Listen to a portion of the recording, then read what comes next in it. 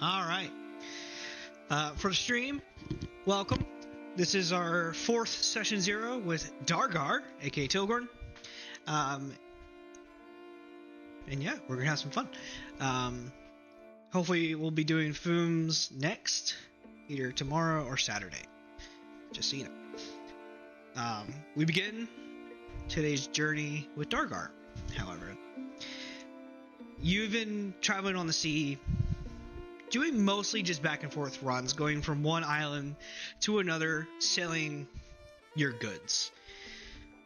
They're illegal goods, but they're the goods that you and your crew and your captain and your first mate do. You've been with them for most of your life. You grew up with this crew, you've been with them, you've been in battle with them, you survived with them. You've been traveling with them for a long time.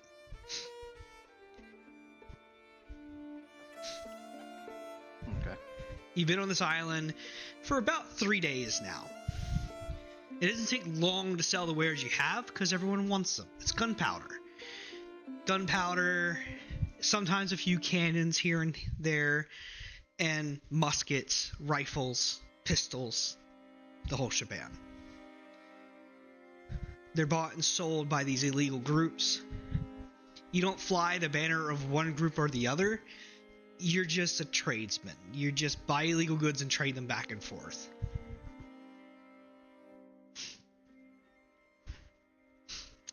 Yep. As That's it. As the third day comes, you are currently kind of just relaxing. You're in a kind of a wooden shack that's a little worn just from the waves and the sea that's been battering it for all these years. It has a top cover tarp that kind of keeps the rain out, kind of, and there's a campfire at the center. This is essentially your base of operation while your ship's in port, getting repairs, getting resupplied. Your captain, Go ahead. I was gonna ask, where are all the where's all the crew? Some of them are out and about, kind of just exploring the island. I mean, you guys have been here numerous times, so there is quote unquote clubs, places they can go to get a drink. There's places for them to go to have fun. There's a lot of murder and death on the island, so there's dangers of being here, and there's also advantages of being here. Some of them are probably going to get high from drugs. I'm probably gonna hang out close to where I can keep an eye on the ship. And, I mean, my captain's probably gonna go in town along with the first mate, probably. So. Yeah, your ship has already made dock. There's at least 3 crew members who are on the ship at all times. One of which would either be the first mate or the captain. You would generally be also from now and then, but currently it's your day ashore. This is your moment to kind of just be allowed on the ground and relaxing before you have to gather all the crew and tell them to get the fuck on the ship and go. Is there anything you would like to do on this day that you have on the island? Yeah, I'm gonna go to the nearest fucking tavern. Get me something to drink. Yeah, easy enough to do. As you pull the sail back that makes up the door, because there's no doors with locks on them here. They would just get broken and stolen anyway, so who fucking cares? You make your way out and you head towards a larger building. This one is made of mostly stone and wood. It does have some sailcloths to act as like window covers and stuff like that still. But you can easily make your way over to it. This place doesn't have a name. It's just a tavern. It's just a place to drink, have fun, and have a good time. Oh. Guess I'll walk in and see what the hell's going on. You walk in. It's a bit early in the day, so most people are kind of wasted and drinking, but there are people there currently talking back and forth, trading information, buying and selling goods. There's a bartender She looks to be a halfling woman, and she's currently one of the people at the bar who's passed out. Their mug's just sitting there. So you see her grab it, pour the booze out, and she takes a rag and starts cleaning the mug. Is there any tables that are empty? Being this place as it is, there's not necessarily tables, but there are crates that are large enough that you could sit at. Oh, yeah. And like smaller crates to use as chairs. There might be a bar stool here and there if you're lucky, but it's usually like a barrel and a crate and something along those lines. Things that can be repurposed to sell something, to trade something. Is there any of them open, or are they all taken currently? Most of them are open. This is early in the day, so there's not a lot of people here currently. You can probably count about... I just want to make sure there wasn't nobody like passed out on all the freaking places to sit, because I was going to kick one of them off. No, counting like everyone you can see the bartender. There's a guy passed out at the bar. There looks to be like 2 or 3 individuals over to the side here currently having a conversation. There's a man in the far corner, kind of the shadowy part, and you see him with 2 slaves with their chains on them, and they seem to be elven women. And he's kind of you can kind of tell he's kind of treating them more like slave wives than slaves. All right, well, I'm gonna go to the bar then. Yeah, you make your way to the bar. And what can I do you for? You got any L? I'm assuming you do, but You got copper pieces? Sure. All right. Do you want a drink for the day, or do you want something on the better shelf? Well, I am not doing anything all day unless something pops up. How much is it for all day? 3 copper.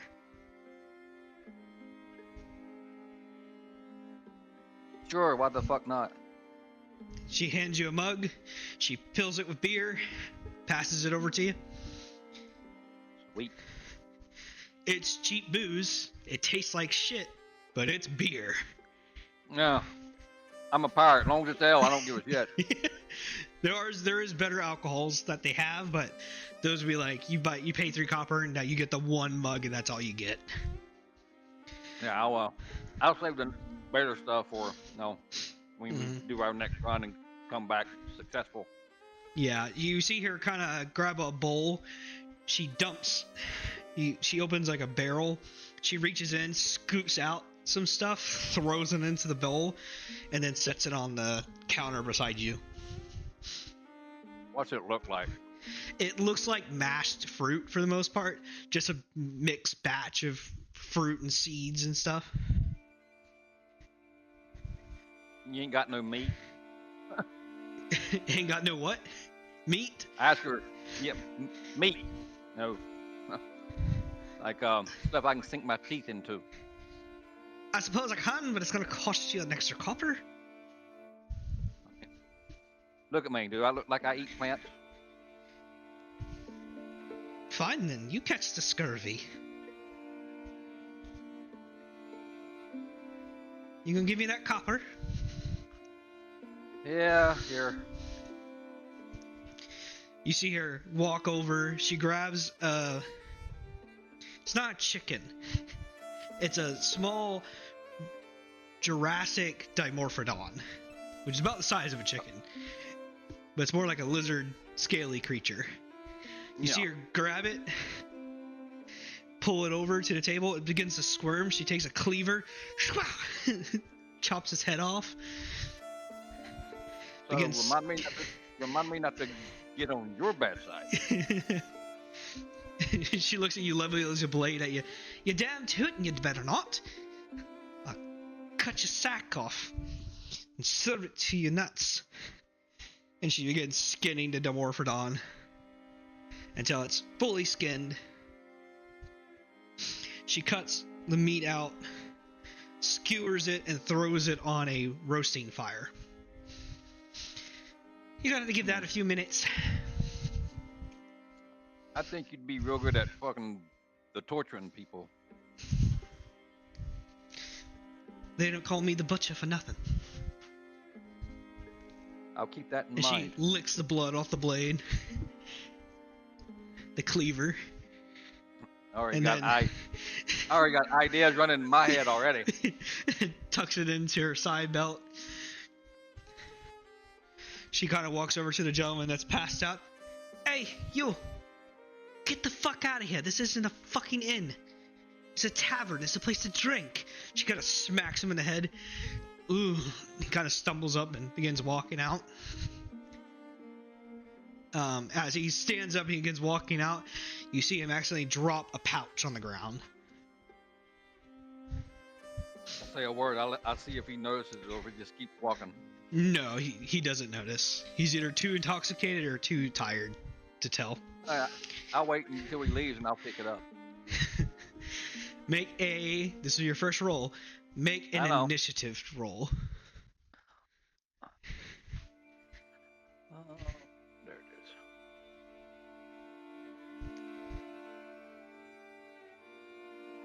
is. Ooh, not fast enough. The bartender quickly jumps over the counter. She grabs it. First come, first serve. Oh, apparently we had the same idea. She goes and she tucks it into her bra, jumps back over. She looks at the skewers. Oh, they're fucking ready. She grabs it, hands it to you. They're medium rare. That's fine. Yeah, you enjoy the meat. Perfectly fine. I would definitely eat it. It's not seasoned. It's just straight meat. It's early in the morning. I don't care. Yeah. I want something to eat. Are you eating the fruit? Or are you just gonna leave it on the table?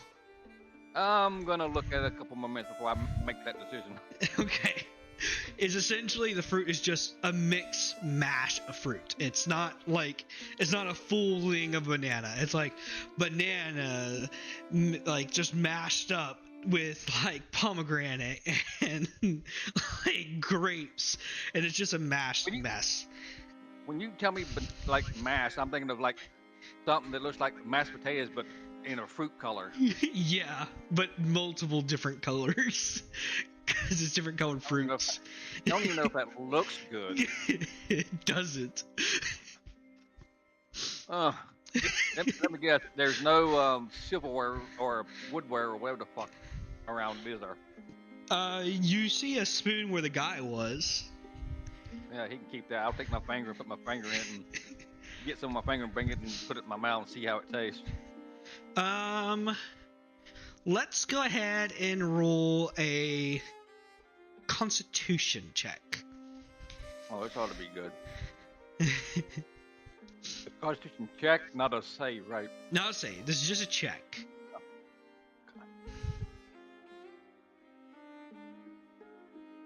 It's all right. It's it's not the worst you've ever had. You're not a huge fan of. Yeah, it's edible. It's a bunch of different flavors of fruit.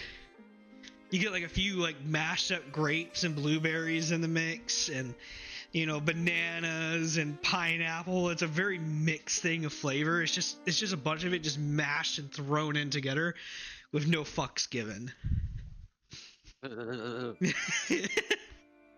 And it has all the seeds in it too. So like as you eating it, you get a few seeds in your mouth. You got to spit them out to the side, and that's when you notice like there's a lot of seeds on the ground. You get to a portion. Yeah, who in the hell made it? You asked who made it? Yes. Looking around, you look at the barrel that it came out of, and you suspect that barrel was probably originally like one fruit, but fruit has just kind of been thrown in there, and it's just been spun and rotated to kind of get it all mashed into one meal. Like, this is just what they had, and they just threw it together, because otherwise it would spoil and go bad anyway, so this is what the food is for today. I'm glad I asked. with some meat. Yeah. As you're eating it, you get to a section and you just lift it up and it's a peel of a banana, but not the whole peel, just like a few pieces of it from it just spitting in the barrel, mixing with all this other fruit. I kind of slide it over. I'm hungry, but I ain't that damn hungry. Yeah. You just slide it back to her. Now I slide it over for somebody else whoever stops by that wants it. Yeah, she looks at it, sees that you're not going to eat it. If you give her a few moments, she'll grab it. You see her go back to the barrel. She just put it back in the barrel. Yeah, right back into the barrel. Save that in case we bring back prisoners and we need to torture. You can give them some of that. She looks at you. She's like, "Are you mocking my fucking cooking?" No, I'm just saying it's a good way of torturing people.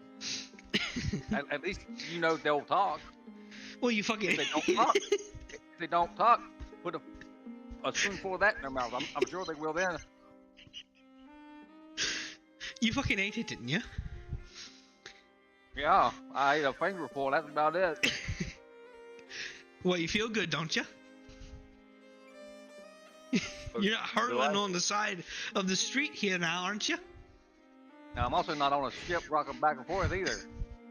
Well, it sounds like you're fine then. Stop your bitching. Could you imagine having that on a ship and rocking back and forth and trying to eat that? You drink your booze and be quiet. I'm just saying, if we ever need somebody to torture, I know who to come to. I'm just saying. Another gentleman and a woman come in. He hands her 3 copper pieces.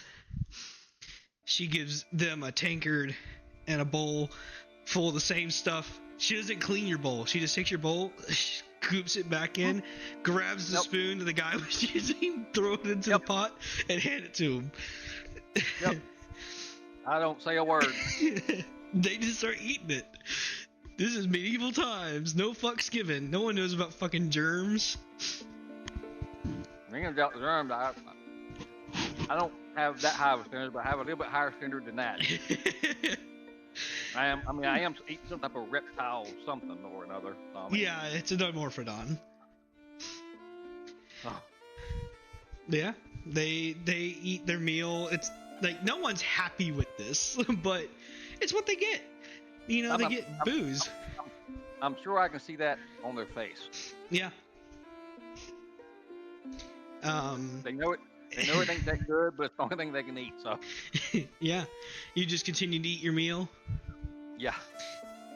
Yeah. Eat my meal, drink my ale nice and slow, and just watch everybody eat that crap. Yeah. As you're eating and drinking, a few minutes pass. Eventually, the woman and the elf are done. The guy has been spitting the seeds back into the bowl. And they get up and leave. The woman walks over. Sorry. She grabs the bowl, walks back to the barrel, dumps the rest back into the barrel, and begins cleaning it up with washcloth. And then she sets the bowl back on the counter. Wow. Just so you know what you ate. Now I'm glad I only had a fingerful. Yeah, it's not good, but it's food. I think I'd rather eat rotten meat. It's at this point, Lord. You do notice that there is a person coming in who you do recognize. You recognize a member of your crew kind of walk through the door. And it's a human male by the name of Tarek. He's just a crew member. Yeah, I'm going to my screen here so I can... Oh, excuse me. Look at it here. Where'd it go? There it is. Where's your name at? There it is. Okay. Right. He's just a sail. Like, he climbs up the sails, does the sails, the mast, and everything. He's just a deckhand. You know, that's his job. Okay. He Where does he sit down at? He doesn't seem to have noticed you. He's kind of just like walked in, kind of looking around. He sees like the three gentlemen in the corner kind of talking back and forth. He's kind of peering at it, trying to see what they're talking about. You kind of see him kind of sit by, quote unquote, a window, more like a hole in the wall that's just been covered up with sailcloth. That's somewhat nearby, but his back is facing them. Hey, I got something you should try. Oh, what's that? Can you get him a bowl of that? Can you get him a bowl of that stuff, please? As long as he fucking pays for it. He'll pay for it. He'll like it. I actually don't know if he will or not. But what you got over there, Dargar? As he kind of comes up, he pulls a barrel up, sits beside you. Oh, well, you gotta try this stuff. He looks at what you're eating. It's like, oh, I'll fucking have a bite. He reaches onto your plate to grab one of the skewers. What she's giving you, you need to try. This is mine. Oh. All right. How much? 3 coppers. Oh, all right. Kind of shuffles through his pockets. I don't say a word. I just watch. Well, you take 2 coppers. She kind of gives him like a stern look. Again's like running her finger on her cleaver. So we only get 2 things of booze. She takes 2 coppers, fills up a tankard, hands it to him. Takes the bowl she just cleaned, scoops it into the barrel, sets it down. He looks at her, he's like, "Can I get a spoon?" She's like, "For another copper."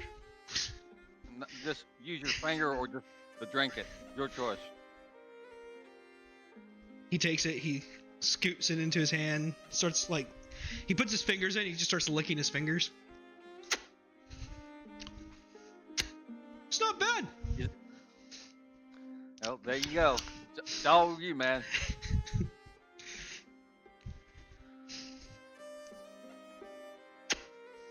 As he just, I'm having way too much fun with this. As he continues to stick his fingers in, take his fingers out, suck on a finger. As he cleans all 5, he sticks his whole hand back in, pulls it out, does it again.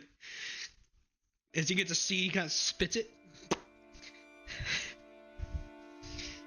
onto the ground nearby. I'm glad I don't sleep in your fucking cabin. Holy fuck. You do. Your ship only has 1 personal quarters. The rest of you sleep in bunk beds. Well, not even that. They're more like hammocks stuffed with straw and sailcloth for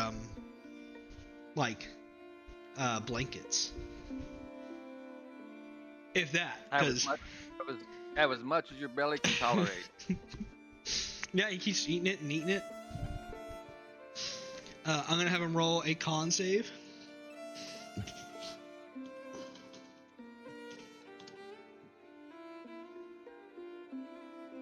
He's good. Yeah. He kind of gets near the end, like he gets to a piece of banana. He just licks the banana peel and then throws it to the ground. You're damn right, Dargar. This shit's good. He begins licking the bowl as he's gotten to that point. Wow. Yep.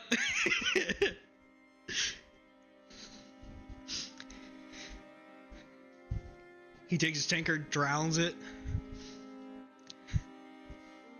asks for another, gets a second tankard. I look at her like, I'll be back in a little bit to get some more. I'm gonna go for a walk. I'll tell you, it's like 2 skewers left on your plate that you haven't eaten yet. I'll take one of them with me and give the other one to the numbskull next to me.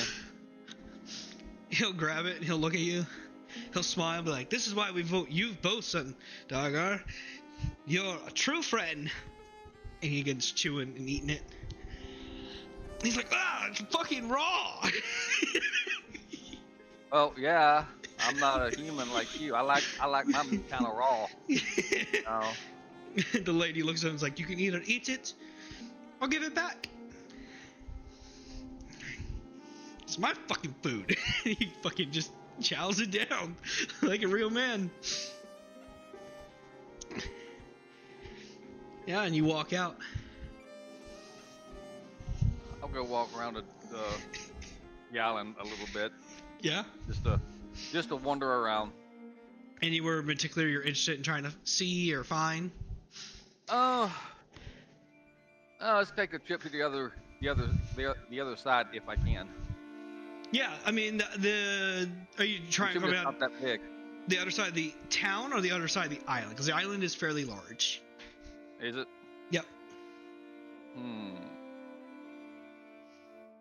It's about 96 miles across and about a day's travel, a little over a day, to go from one end of the island to the other, from north to south. How big is the town? It's large in the fact that there's a lot of buildings and they take a wide area. It's small in the fact that most of it is either abandoned buildings or it's like gang territory. Like, there are families who live here, but they live here because they can't live anywhere else.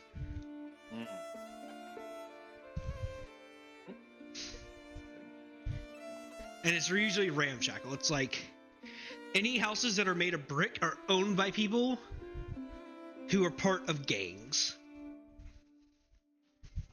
or high-end pirate groups who are like not just a ship of pirates, but a fleet of pirates, usually controlling 6 to 7 ships. I'm not looking for anywhere in particular to go per se. I'm just more or less wandering around town just to look at everything and, wait till we're ready to either nighttime comes or they're ready for us to leave. Yeah, it's not hard. You kind of wander through town. As you're walking around, you eventually pass by a few things of interest. You pass past a black powder store. Okay. You pass by a slave market, which is just basically a wooden stage where they're putting slaves onto to try and sell them for money. And they kind of organize them by, race, age, and condition. As I'm walking by, how do a lot of the slaves look? It's kind of a mixed batch depending on what they're trying to sell them for. Some of them look like slaves that are made for oar ships, which are boats that just have oars that come out that are just made for rowing. The advantage of it is that it's really easy to use those on areas of the ocean that don't have strong currents.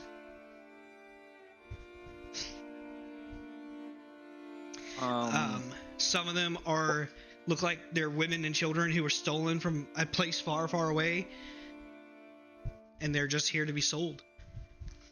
How do they look physically? It's a mixed batch. Some of them are in better condition than others. It looks like they have been pre-prepped for the trade. Like they were kept, like they were brought here when they got here originally. They probably were in pretty bad condition, but they were fed, cleaned, exercised, and then put on the market. But it's usually the ones that are like either really strong males who look subservient, or really beautiful women who look tropical, like not from here. People who look like they're from here originally, who a language you can kind of understand better, they look way worse for wear.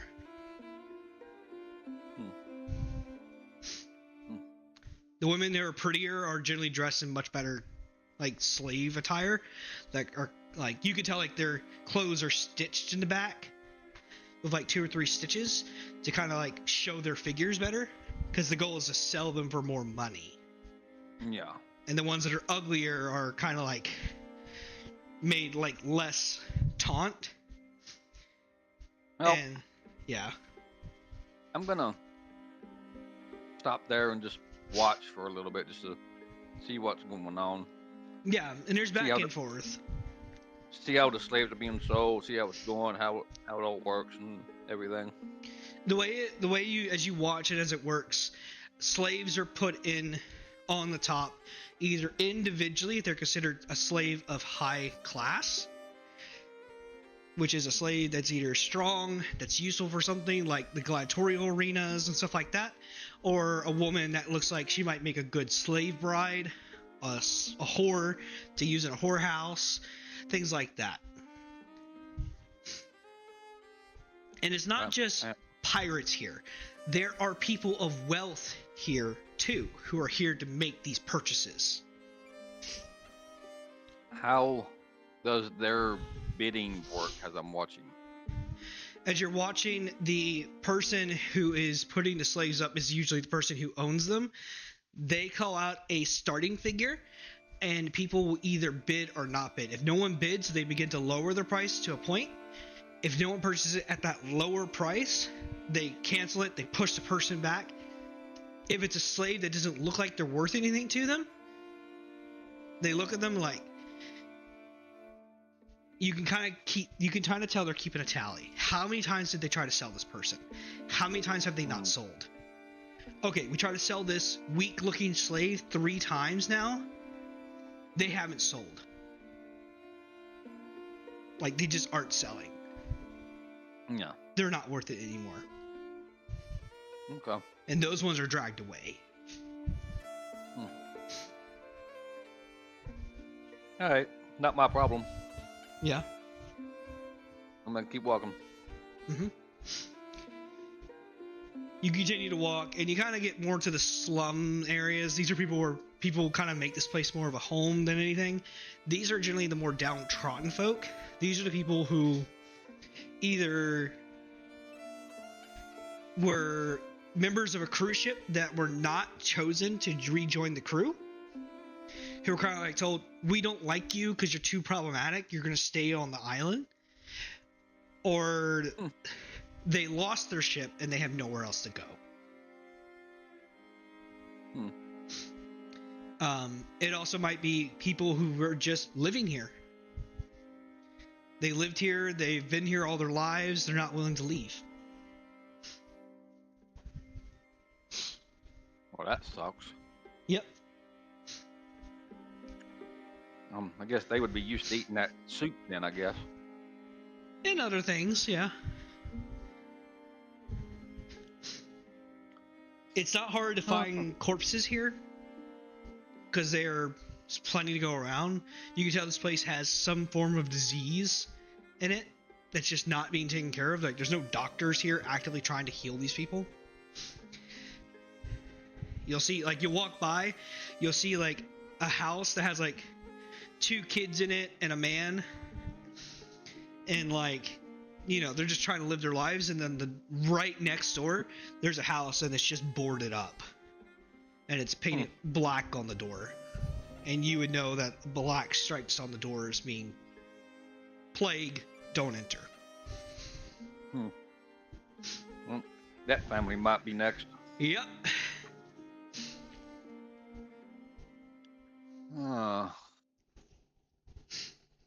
And he can't go and get a job too easily because he's got 2 kids. I don't know if he's got a wife or not.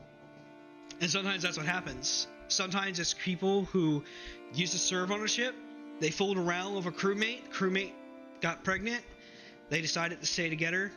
So they ended up here. They can't return to a normal life on a normal island. So this is the next best thing they can do. And I'm pretty sure that I'm max on crew. You are, but you could cycle. As a bosun, you have a say on who gets back on the ship.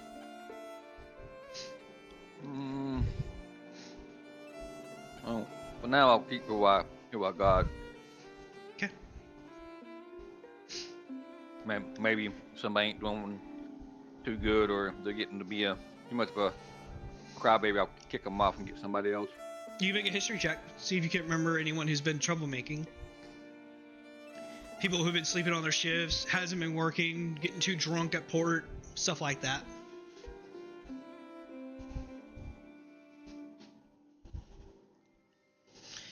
$18.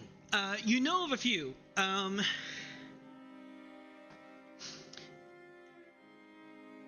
Pippa, a halfling female. She's been a little bit troublesome. You think her and the two lookouts have kind of been going back and forth. The two lookouts, Boba and Neferis, are kind of like in an open relationship. And she's kind of trying to weasel in, but that's causing relationship problems on the ship. It's not ideal.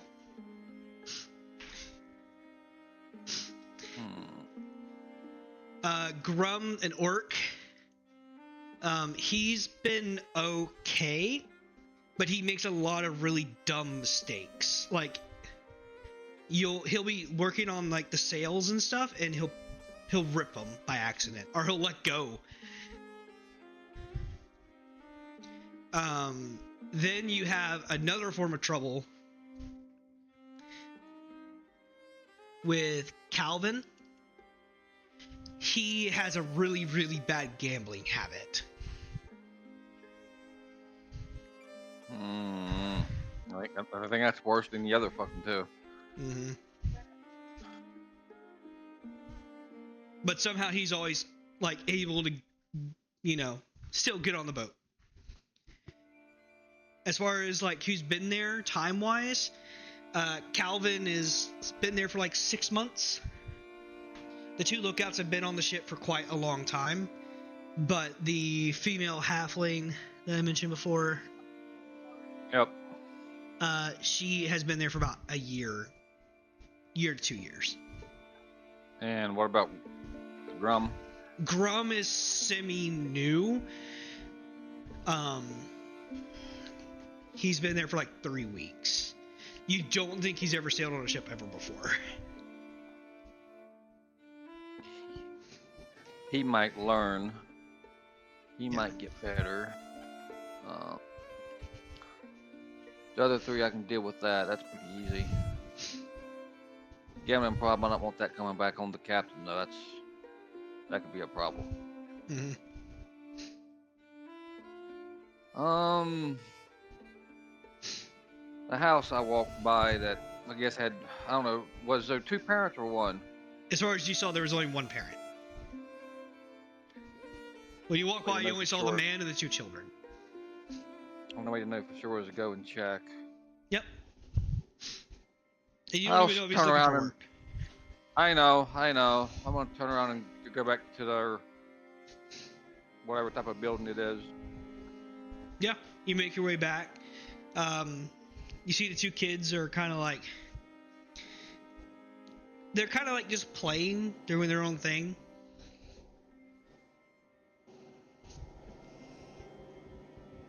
I'm assuming they don't have a door, because like you said before, there's no door. So, I'll go to whatever the front of the house is and knock on the wood, or I'm assuming it's wood. Yeah. Well, it's like a sailcloth, but there is like a wood frame to the door. Frame. Or frame wall. Yeah. See if anybody answers. Yeah, a man comes out. Hello. Is it just you and these 2 kids here, or? Yeah, me and the young ones. What'd you here for? Trying to buy one of my children? No, I was looking to see if you needed to work, but if you're the only one here, I really can't take you away from your kids. I just leave them by themselves. He kind of looks at them, looks at you. What's the pay? Be on a ship. If that tells you anything. Kind of looks at 2 kids, looks at you. How long you got till you're leaving?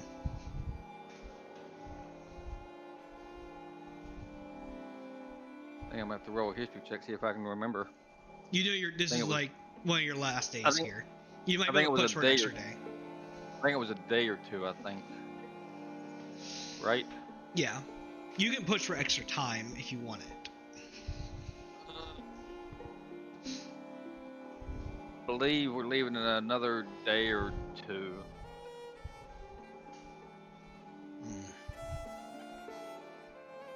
You got anybody that, if you want to go, got anybody that you can leave the kids with us if it's just you and them?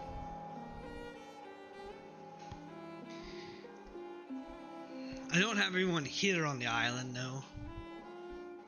We could drop them off somewhere. I might be able to get them back to their mother's sister. Nantes. Winch Island, or where at?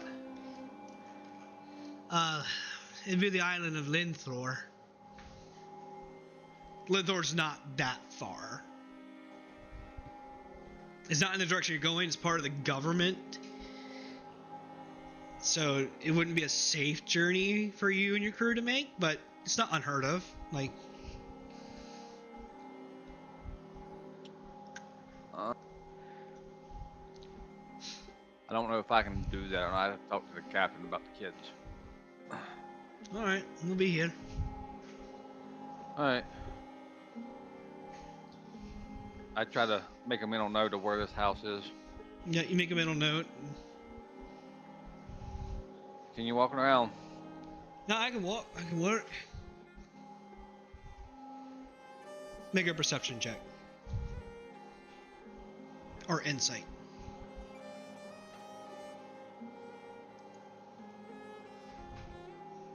You want insight or perception? Either one, your choice. Whatever, which one you roll will determine what answers, like, what details I give you.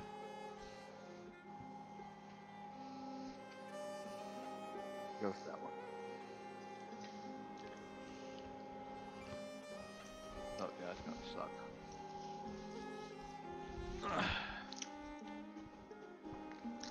Everything seems fine. You don't see anything concerning. You don't hear anything bad. He looks like he can walk just fine.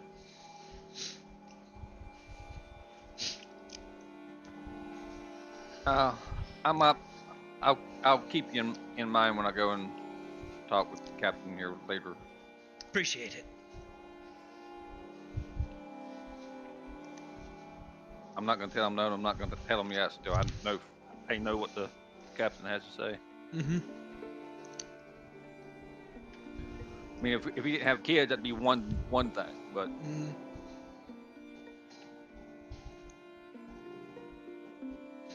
yeah, you kind of get up and start making your way. what time of day is it now? Since I've been walking around. I'd say it's about midday. Okay. As you're kind of walking back, going back through the slums and everything, you see a few people behind you, like 2 or 3 people, kind of like following you a bit.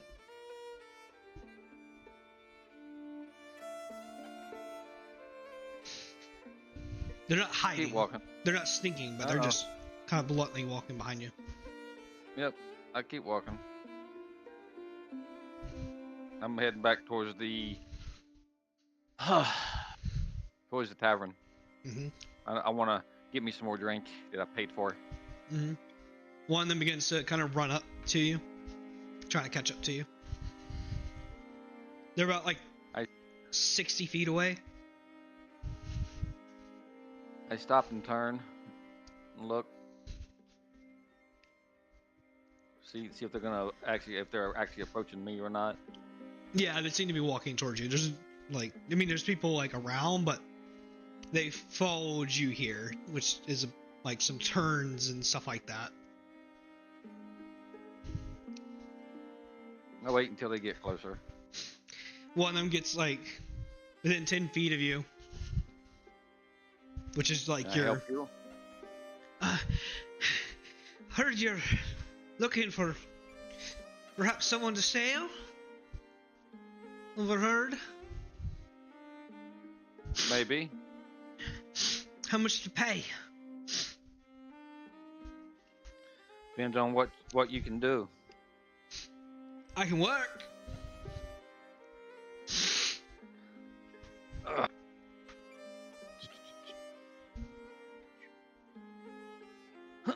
Let's see here. Do.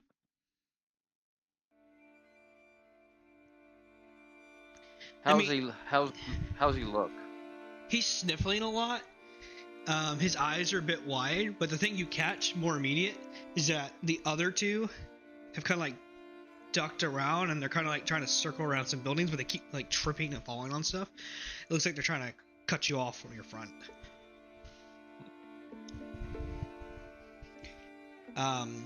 Make an insight check.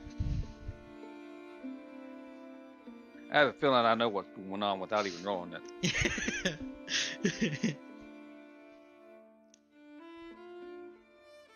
I kind of had that thought before I rolled my perception check. That's why I rolled it.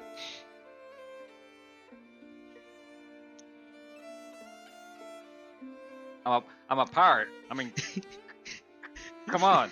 There's two things you notice immediately. Number one, these people are drug addicts. Hence the wide eyes, the sniffling. Yeah. Number two, he's trying to distract you so the other two can circle in and try and rob you. Mm-hmm. Yep. That's the point I was getting at. Are these kids or are these adults? These are adults. Adults. Okay. The man talking to you looks like in his 30s. The other two are probably closer to like their mid-20s, closer to your age. This guy's not gonna like this. I'm gonna make an attack. Okay, roll an attack. It's gonna be an unarmed attack. I don't have no weapons on me, of course. No, you do have a weapon. Oh, I brought one with me. I didn't think I brought one. You would have your... I'm still into it unarmed though. Okay. Yeah, you would have your axe. Like, carrying the weapons on this island there's no government here. No one's like, people get shot.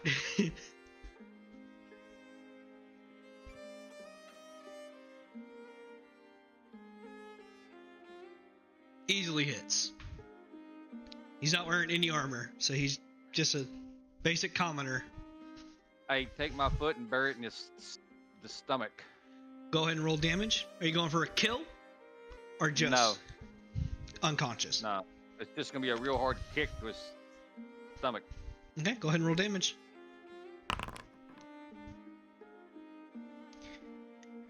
Four points of bludgeoning damage.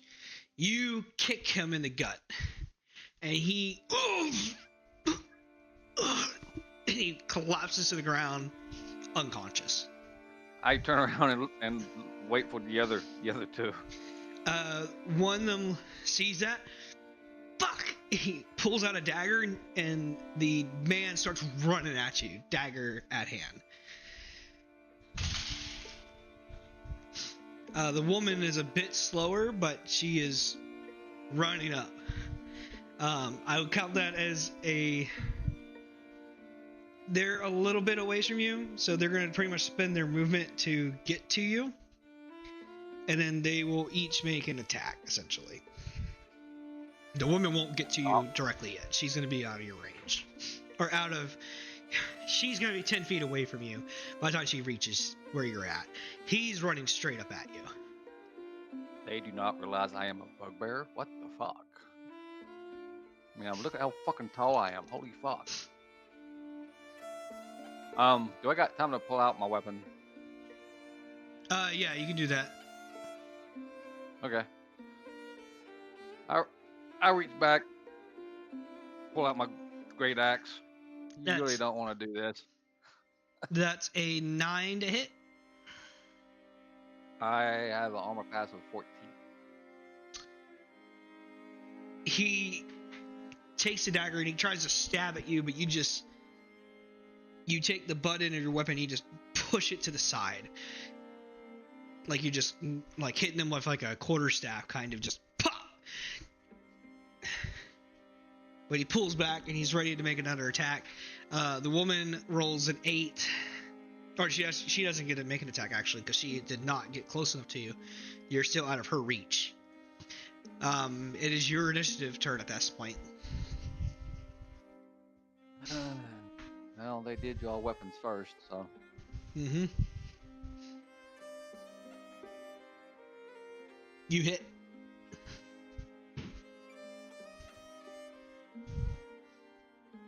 Are you going for a kill? No. Unconscious. You take the butt end of your. Well, how do you do it? I used to flatten my axe and knock him up over the side of the head with it, like he's a fucking idiot. As you take your butt end of your axe and you whack him with it, you see it hit his head. Teeth go flying out. As you think you're hitting him pretty, softly. But your weapon damage is 10, and he has 8. He has 4 hit points. Oops. So as you fucking hit him with the button, you make him do a full-on flip.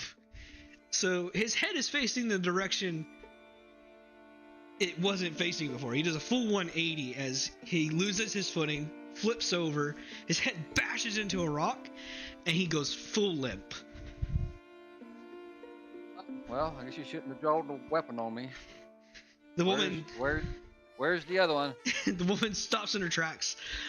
She's 10 feet away from you to your, would be your, left.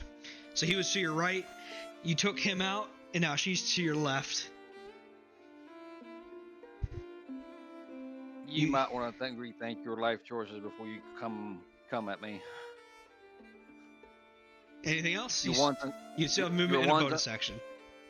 Your one is unconscious, the other one I'm not sure. So if you want to join them, be my guest. And I'll wait to see what she does. She starts, like, sniffling. Definitely on drugs.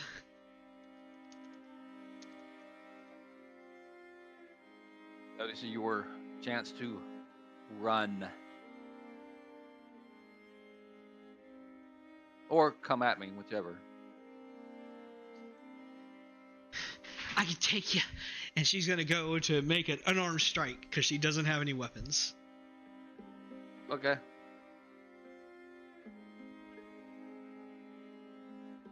Nat 20. Nice. I don't know why it's doing 2d4 because it's not.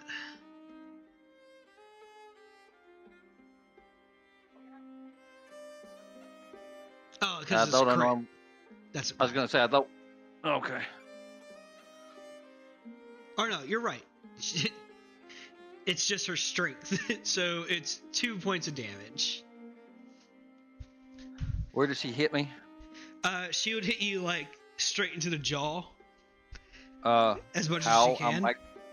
How tall is she? She's like 5'2". I'm 7'2". Oh, okay. She ain't reaching my chin. So she kind of like punches you in the gut as hard as she can, and then she hits you with a strong hit. Like it's a good one. If she was stronger, she kind of looks at you. She's like, "How you fucking like that?"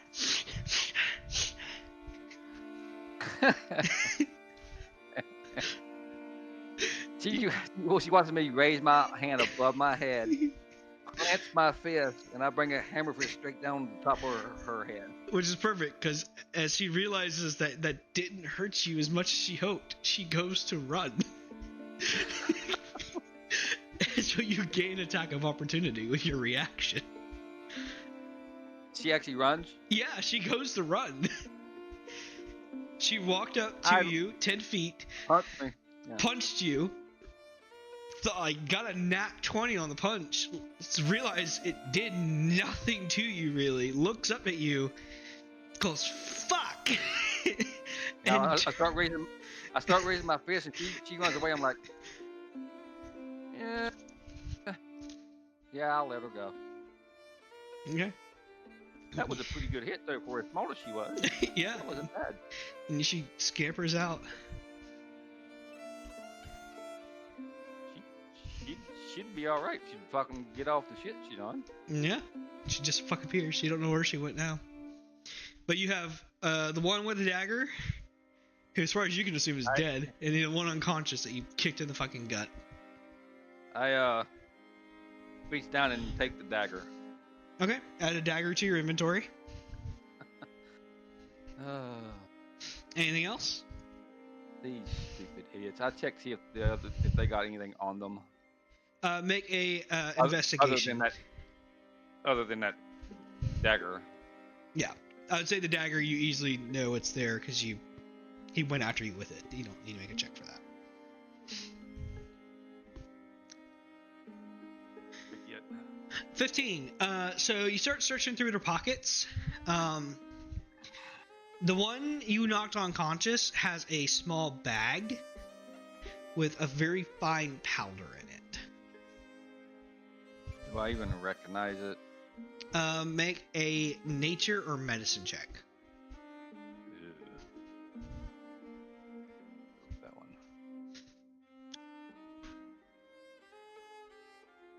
This is a ground up mushroom that, if snorted, gives you some psychedelic effects. It's extremely addictive. It has like 2 doses in it. Yeah, I wonder if that tavern lady can put this in her soup. Yeah, maybe. I think that'd be interesting as fuck. Mm-hmm. I grab it. Yeah, it's a fine powder, so you can add that as a custom item to your inventory.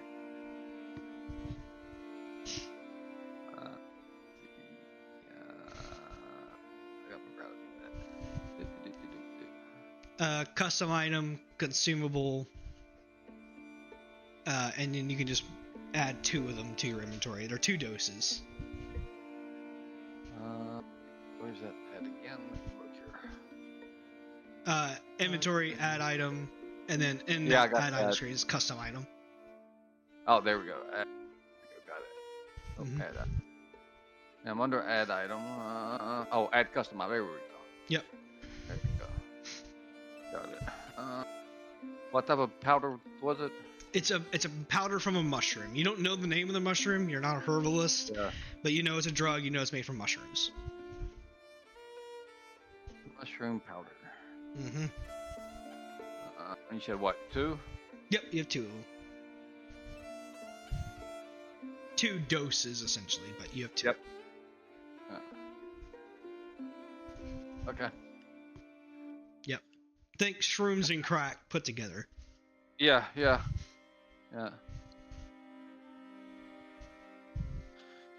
Well, you'll wake up in a little bit. I don't know, and I'm just gonna walk away. Well, I'm not done yet. You also find 6 copper. Oh, hey, I just replaced Between the 2 my of copper them. and 3. Oh. Yeah. Between them, you find 6 copper. Some of them don't look too clean, as if like they might have stolen them from other people. Pickpocketing. That's fine. You know, they'll wind up in somebody else's hand at some point in time. Mm-hmm. But that's like 6 days worth of wages, though. I know. That's why I said, hey, I spent 3 this morning, got 3 back, and I made 3. Cool. Mm-hmm. I'm doing good for today. Yeah. Anything else you'd like to do? No, I'm just gonna leave them laying there and continue on walking on. All right. I put my weapon away though. All right. I don't want to be walking around carrying it and people thinking, oh shit. I don't know how well people know me around here, so. You're kind of just like, no one really gets to know anyone here. Not unless you're like a captain of a ship, or like actually trying to make your presence known. But generally, becoming well known here isn't a good thing. Unless you're part of the gang, then you would know.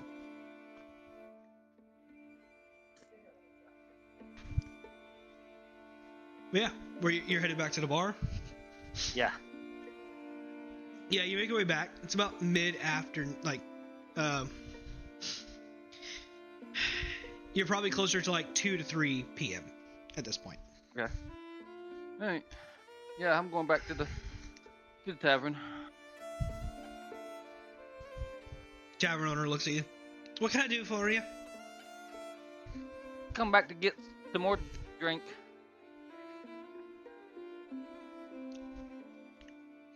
That's 3 fucking copper. Hey, hand her 3 copper. Oh, I got something you might be able to use. Oh, you got something for trade? What you got? I hand her that mushroom powder. I don't know what it is, but it looks kind of weird. Figured you might know. I might be able to use it. She kind of looks at it, opens the pack, closes it, looks at you. All right. I'll take this instead of the copper. That works. Okay. She sets it to the side, pulls a tankard, hands you a tankard, goes over to the the muck, puts a hand. No, she put it in it. Oh no. Okay. I thought she was gonna dump the mushroom powder in it and mix it up. No, she doesn't.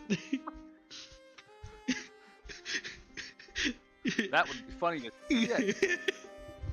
She grabs a collection and she kind of comes over and she scoops a bowl of it, the same bowl you used before. You can tell, you see the same scratches on it, and she sets it down.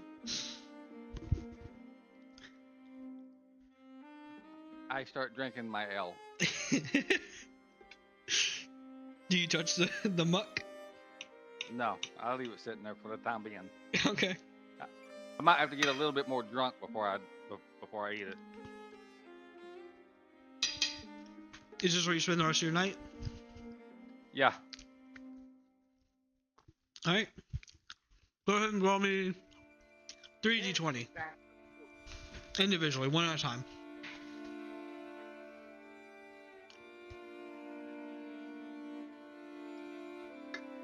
Hold on, I'm busy playing with my dog real quick.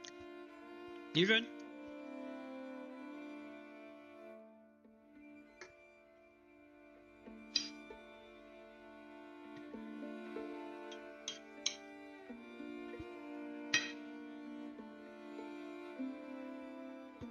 Alright.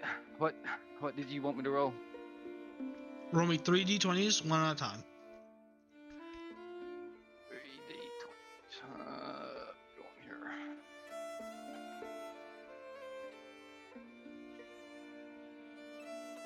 Hope I did that right. Okay, cool. 9.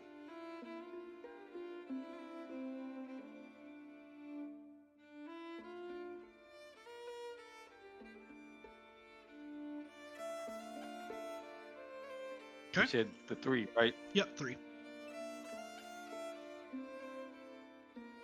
Oh, that was almost an 18, damn it.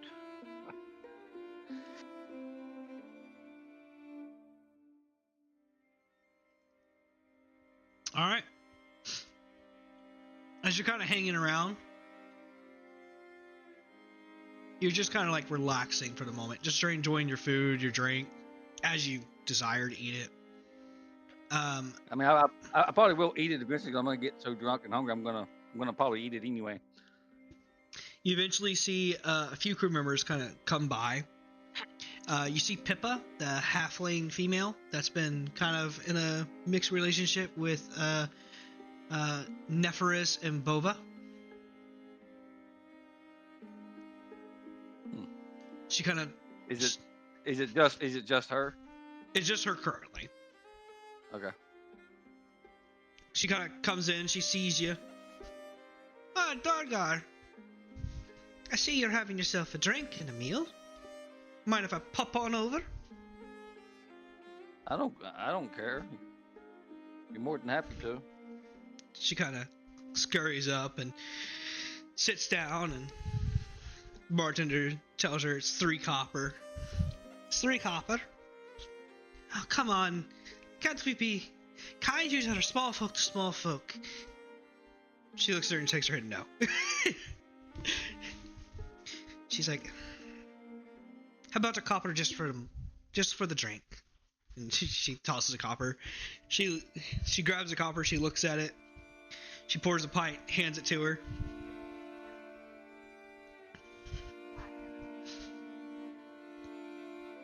She kind of drinks it slowly right next to you. So where have you been all day? I've been around having a good time, you know. Checking out the slave markets, walking around, enjoying the seashore.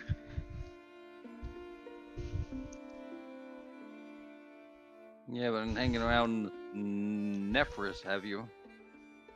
Only in secret.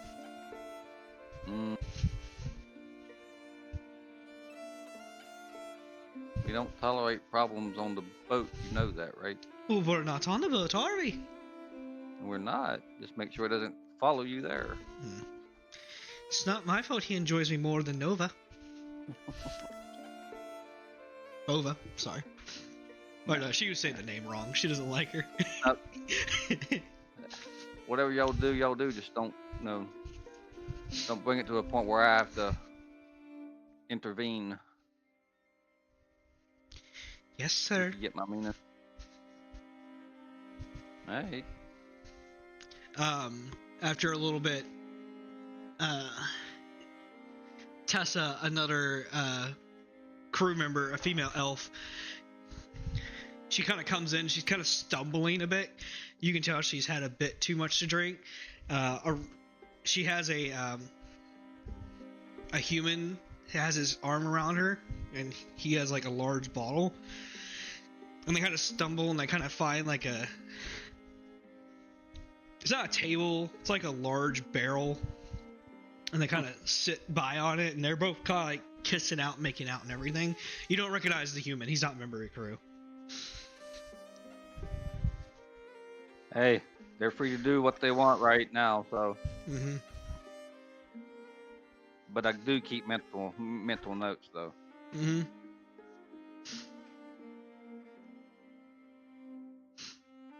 I keep drinking. Yeah. Eventually, after a bit, the Tressa and the male, the human man, something happens. You're not really paying attention to it, but she seems to get like upset, and she just smacks him across the face, and he begins getting a little rough. Yeah, go figure.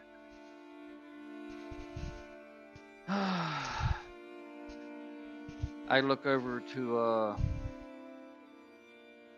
the Pippa, just in case. Be ready as I stand up and start to walk in their direction. As you do, the curtain kind of pulls back, and you see another crew member kind of walk through the door, and his name is Drogan. He's the dragonborn male of your ship. He doesn't speak good common. He mostly speaks Draconic and a language you don't know. He kind of sees Teresa with the man. He kind of nods, and he stands pretty tall. Like, he's pretty close in height to you. Yeah. But you can tell he's ready for a fight. He's waiting to see what you do. I nod to him and just hold up my hand just to tell him just to hold on for a second while I walk over to the other two. They're both bickering back and forth. She's like, I'm not gonna fucking marry you, you fucking pig. You're beautiful, baby. We could have a great time. And you could be one of my slave wives, you know? Like, you look good in chains. And yeah, she's just like hitting back, but he's kind of gripping her, and you can see him kind of pulling a chain out of like a pack. I walk over.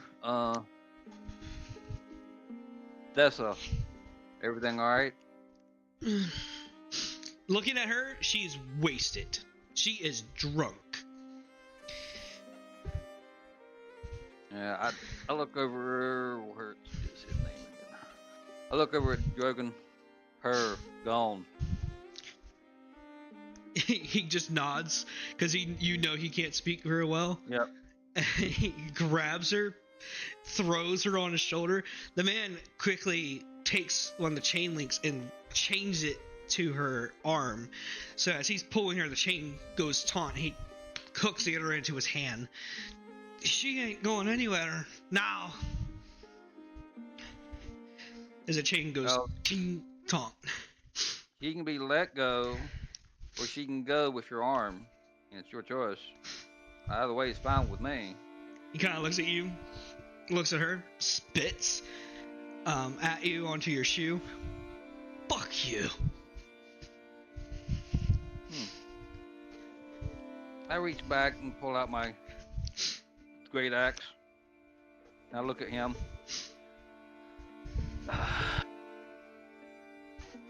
You really want to go this route? Because she can't stay here with you. She's part of my crew, so it's either you let her go, or she goes with your arm. You think I'm scared of your fucking axe? And he pulls out a flintlock. He kind of points it at you. And he pulls the trigger, but it doesn't go off. I look at the bartender.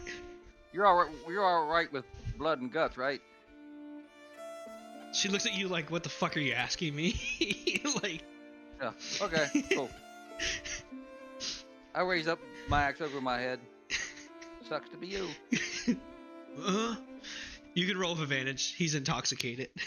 Good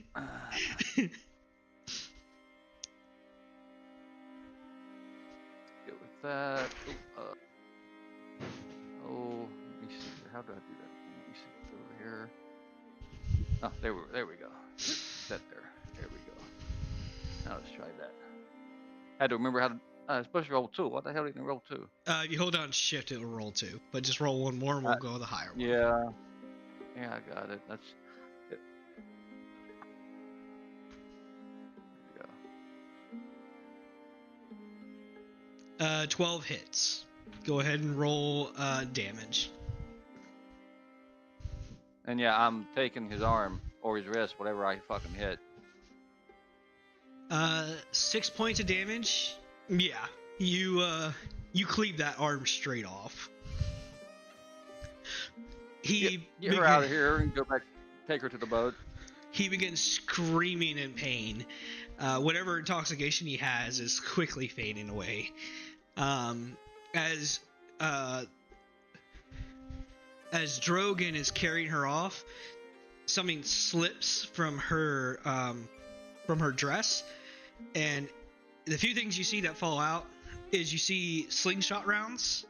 So she probably stole the bullets that were for his gun, which is why it didn't go off. And you see one of those doses of powder kind of fall to the ground.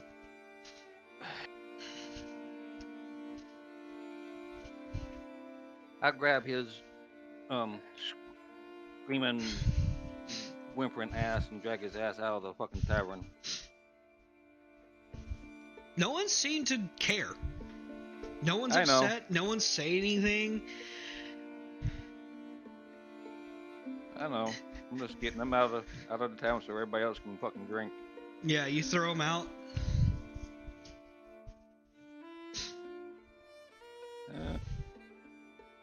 I go back to the inn, sit back down, put my axe away. Yeah. When you get back, you notice that your beer has been emptied, and your food has been emptied also. That's fine. I look at her, I'm like, yeah, it's one of those days. Seems like it. Thanks for the drink. Food wasn't half bad, but I'm gonna go. I need to check on the ship. Alrighty. Come again. Have a good night. Yeah, you get up and you walk out of the tavern and you make your way back to your ship. Yeah, I've been gone all day, so I need to check on it. Drogon is ahead of you, carrying the half-elven woman. Behind him is dragging a severed arm.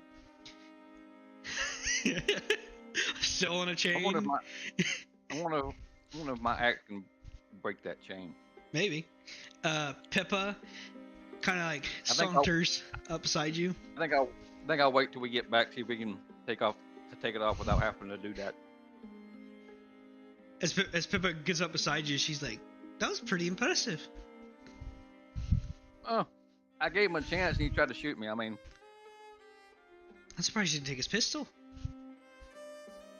Yeah, I think we got enough in the hold. I think. She kind of pulls out the pistol and she's like, "Yeah, maybe for the hold, but this one's for me now." Keep it. I don't fucking need them. She puts it back in her pocket. And you see that she's counting the rounds that she has, and she has about 4 rounds. But it's a flintlock, so she has to pour black powder in it, stuff it down, put a ball in it, and then pull the trigger back and then shoot. So it takes an action to load it and an action to fire it. It's no better than a crossbow. You might want to get that pre-loaded for the first round. I don't have any gunpowder though. I just got the bullets. Don't we have some down below on the boat? Are you giving me permission to get some gunpowder?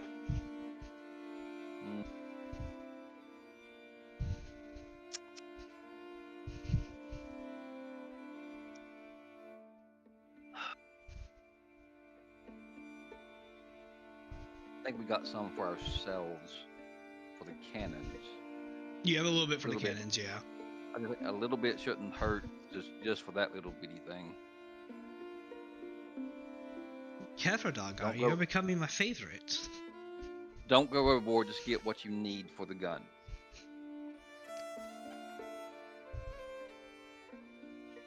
Don't take any more than that.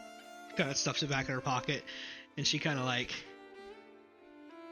She can't wrap her arm around you because the height difference is there. Yeah. But she's basically hugging my leg. Yeah. She kind of wraps an arm around your leg as you two walk back to the boat. God, I feel like I got a child hanging on my leg. Yep. As you make your way back to the leaking skeever. Yep. Or, well, back to the quarters that you have. No. I am gonna go to the boat to check on it. Well. Yeah. But you make your way back. You can see the boat is kind of docked currently as supplies are being loaded onto it. There's a few people on board, but most of them are maintaining their duties, which is helping load the ship. Hey, the little kid on my leg, Pippa. You want to release my leg and go with Drogon, see if we can somebody on the boat that can get that chain off of her. You realize at this point she starts stroking your leg. Yes. Are you sure? You're a little too small for me. She rolls her eyes, and she kind of clambers on board. It's at this point you kind of look up towards the crow's nest, and you see Bova and Neferis are currently having an argument on the topmast.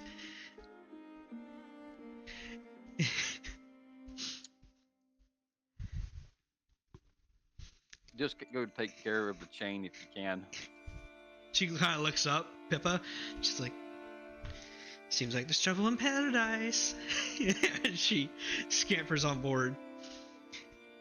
Yeah, there's always trouble in paradise, apparently. As Pippa tries to tell Drogon to take her to the cook to see if they can't break the chain out. To see if they can't get it to release. The first mate sees you. Melix. And she kind of looks at you and she's like, "What happened?" Well, as she sees a severed arm being carried on board. apparently somebody thought she was going to be a good slave wife or something, not knowing that she was part of a pirate group, and put that chain on her when I was having Drogon pick her up and take her away, because she's, in case you can't tell, fucking 3 sheets to the wind. And he wouldn't take no for an answer, so I tried to persuade him to let her go, or he'd lose his arm. At which point she put a gun on me that did not go off, and so I took his arm. Sounds all right to me. All right. Do you need any more time on the island, or are you ready to head out? Is the captain back? Yeah, the captain's been sleeping in his quarters most of the day. I've been managing getting everything on board. We should be done by the time nightfall comes. Another hour or two. What are your thoughts on children on the boat? That sounds like we need to have a meeting. Because there's one I'm not sure if I want to bring back on, but there's also one I'd like to hire, but he's got kids he'd want to drop off somewhere, and I told him I can't make that decision on my own. All right, let's go have a meeting with the captain. All right. You and her kind of scurry over to the captain's quarters. She raps onto the door. No answer. She opens the door and walks in. And the captain is laying in bed, passed out. Probably drunk. Yeah, as far as you can tell, he's probably had a night of fun the night before, and he's still continuing that party. It was his night before your night. Yeah, I think we should just leave him be, because I don't really want to be still drunk or hungover. I don't really want to deal with that right now. Well, do you want to make a crew change? I mean, we could stay an extra day. Or portion of a day. It's your time. No. I don't want to take it from you. You've done well. No. I can handle with what's going on until we get back. All right. If anything comes up, I'll take care of it. If I can't, I'll come to you and we'll make a decision. All right. Do you mind going back ashore and collecting the rest of the crew? Looks like you got most of them back aboard, but we're still missing 2. Yeah, I'll go walk around town and see if I can find them. Oh, we're missing Tarek,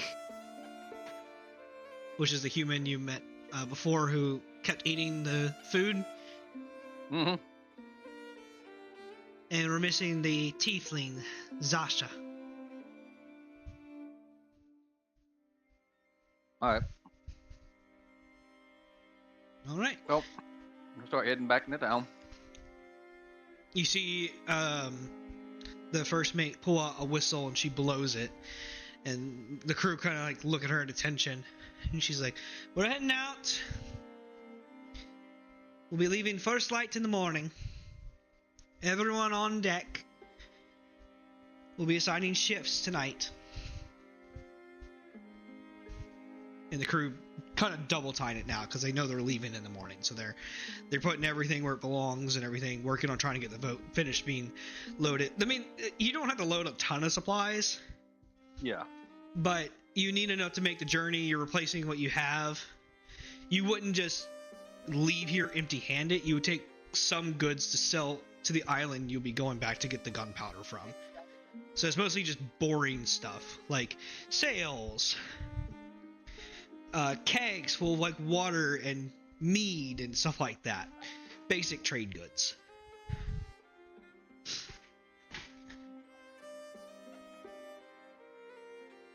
I wonder how long it's going to take me to find these 2. Yep, you make your way aboard onto the shore, and you cross the galley plank and you're on the main docks. You know, based on your own history, I won't make you roll for it, they're supposed to check in at that shack that you were in. by nightfall.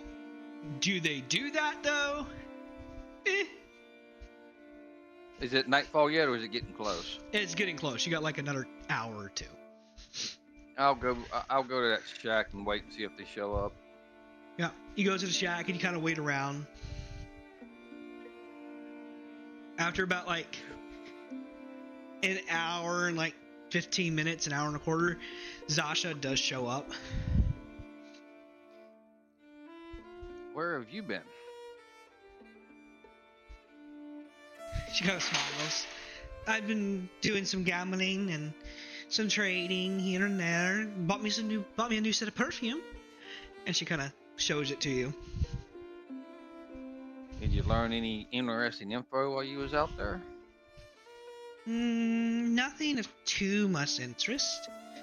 People are raising concerns for the basic things, you know. Storm God, Wild Mother, the same things as always. Is your gambling gonna be a problem? Of course not. I Then came why are out you on late? top. Then why are you late? Well, I mean, I was on a hot streak. Perfumes are not cheap. My patience has limits. You want to keep working on this boat? Yes. Start showing up on time. I'm not late. Next time I still have about half an hour, technically.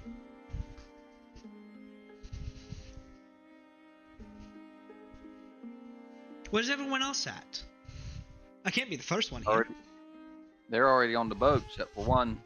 You and another.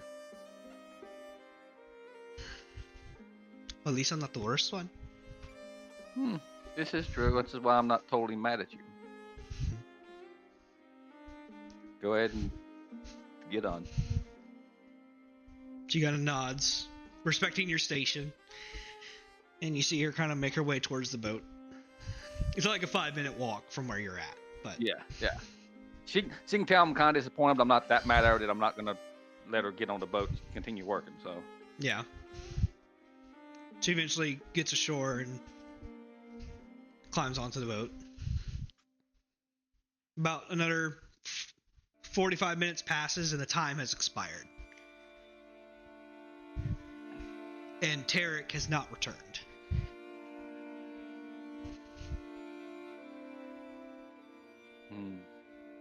Last time I saw him, he was at the tavern. I don't remember if he was there when I showed back up or not. That you don't know. You can make a history check trying to remember. I know he was there when I left the first time. Mm-hmm.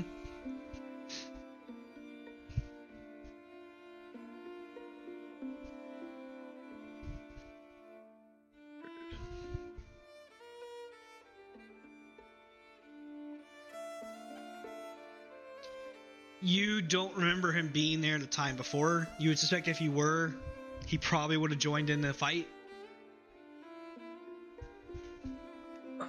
Being a crew that you are, and he's not a senior member of the crew, like he's been there for a little while, but not nearly as long as you have been. But, you know, he's been there for a few years, 2 or 3. So I'm gonna go to the first mate real quick.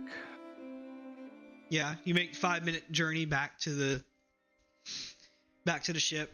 You get there. She sees you. Did you find them? I know you found one. Yeah, I'm gonna go out in town and see if I can find them. Who do I want to take with me?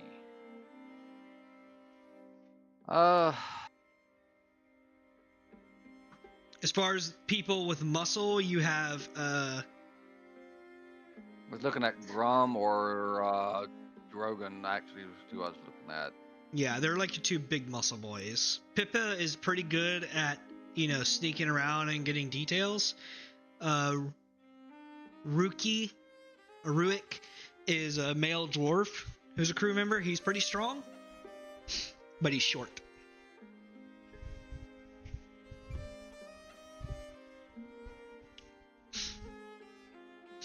How tall is Grum?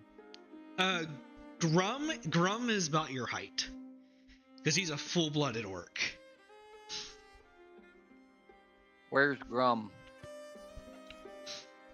You see Grum is on the deck, and he is currently carrying a large crate. I yell up to him to put that crate down and come with me.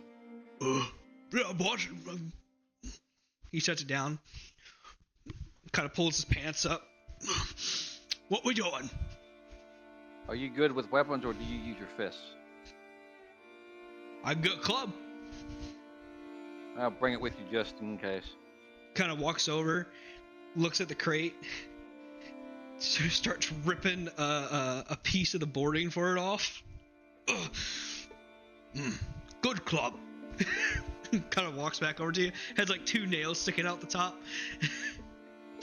That works. We're going to go find one of our crew members just in case. I'm bringing you along in case something happens. All right, boss. I'm ready. I think to myself, probably not the best idea, but it was between him and Drogon. Drogon's reliable. He just doesn't speak. Yeah. Like common. I mean, I could probably signal to him, but I don't know what I'm going to run into, and so I'm gonna give him a try. Okay. See what happens. So, and I let the first mate know what's going on, so we can head into town and see what we can figure out. She gives you a nod. You have approval. Like I said, you're still a member of the crew. Like, you've been in this crew longer than most. The only person who's been here longer than you would be the captain and first mate. And, Braun, the male dwarf. Yeah. Yeah, so me and Grum head out in the town and see if we can find, what the hell was his name? Let me get on here and look. Tarek. Tarek. Yeah.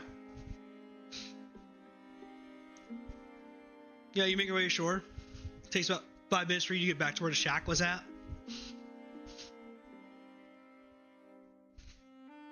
He's not there. Alright. I'm gonna start walking around town. Just don't try to beat up anything unless they do something to us first. All right, boss. I don't want to get everybody pissed off at us. Mm-hmm. I mean, not like they probably would, but just in case. Where do you head? I don't know. I'm gonna go to the tavern first, see if he's there. Okay. You make way over to the tavern. The lady's still there.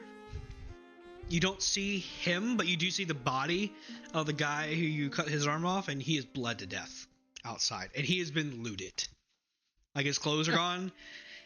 Anything that he had on him has been removed. Oh well. Alright, well, let's start walking around. Maybe we'll bump into him or hear him scream or something. You can also tell his teeth were taken. Hey, if they're gold or whatever, yeah, that don't surprise me.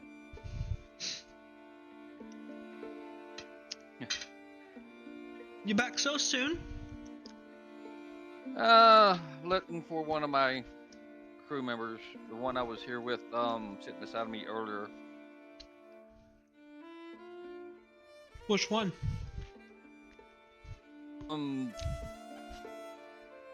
Tarek.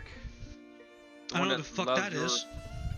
The one that loves your soup. The mushroom stuff. Yeah. Alright. She's looking at you, like, waiting for a transaction to occur. Yeah, I kind of look around and I'm like, yeah, I don't see him here, so I guess we'll go look somewhere else, I guess. Mm-hmm. Yeah, you let me know when you want to do an exchange, and I'll see what I can't tell you. Well, we might be back. See you soon. I'd rather try to find him on my own first before getting extorted for information. or having to pay for information. Where do you go searching? Oh, let's go past the slavers area towards the fucking slums. Let's see what's out there. Okay. I'll say you can choose how you're gonna search. You can either use your perception to kind of like just look around if you're just gonna use your sight. You could use persuasion to try and convince people to tell you information, whether how true it is or not will rely on insight. You could try and lie. You can be deceptive to people, try and trick them into giving you details.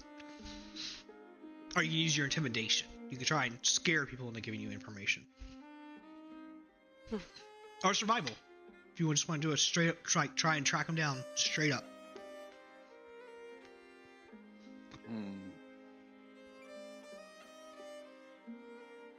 Well, hell, if I'd have thought of that, I could have brought Drogon. I bet he's got a good nose.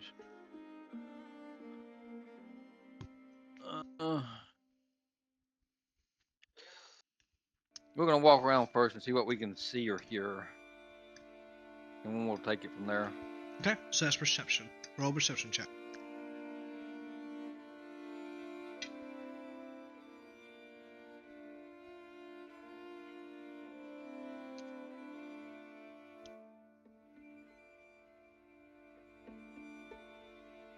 Oh yeah, you would have rolled a fucking two, wouldn't you? You kind of look around. Grum isn't too much help because he's not really looking. He's kind of walking, ready to start a fight if one needs to be held. Someone kind of walks past you and actually bump you in the shoulder. They kind of like signal that they're sorry. Grum like is already leveling the board to club the person to death. No. Oh, sorry. You live this time. I'll let you know when. You two just keep looking for a good little bit. As you got using your eyes, looking around. You don't see anything. Do we hear anything? You hear the normalcy of this location. Nothing you haven't heard or seen before already, with just normal interactions. Do we walk past the one that I possibly killed and the one that I knocked out? Yes. Is the one I knocked out still there? Nope. Okay. Just curious. The one you killed isn't either.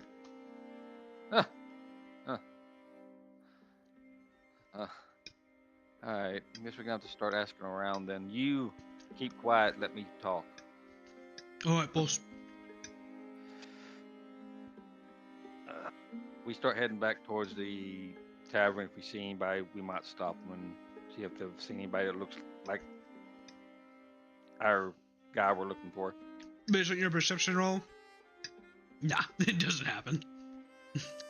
Okay, I didn't know if you wanted me to roll again or not. Not unless you're gonna change how you're looking. That's why I was gonna. If we see anybody that's out and about, we'll see if we can ask them if they've seen the guy we're looking for. All right, how are you asking? Like, it's not hard to run into people. People are walking around. Yeah. Oh Lord.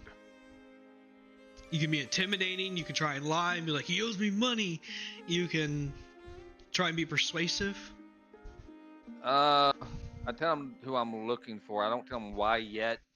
You know, I just go, hey, I'm looking for this. I give them a description of who he is. Have you seen anybody that looks similar to that? Okay, so you just go into just general charisma. For right now, and depending on how they respond, will depend on how I continue on with the conversation. Go ahead and roll a charisma check. Oh, this ought to be good.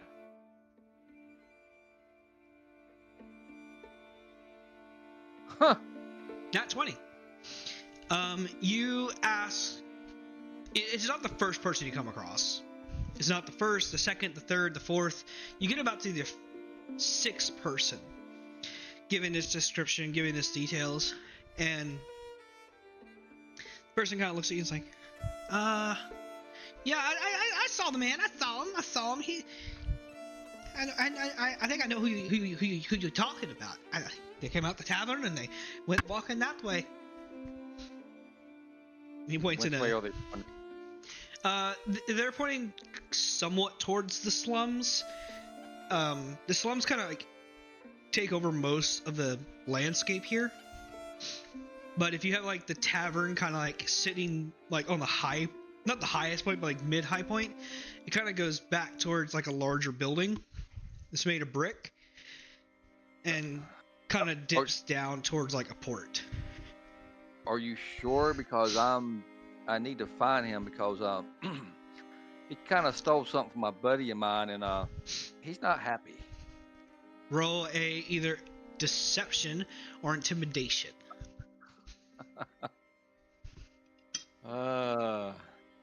Roll what? Intimidation or deception.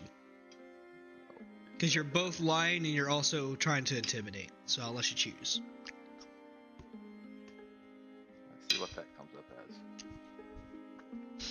Very high.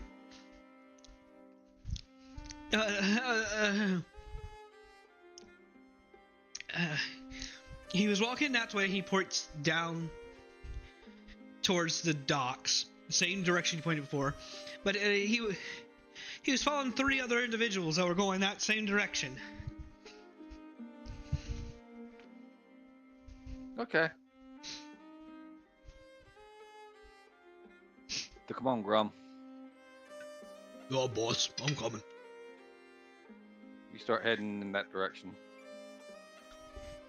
Grum kind of saunters behind you, just being big, walking.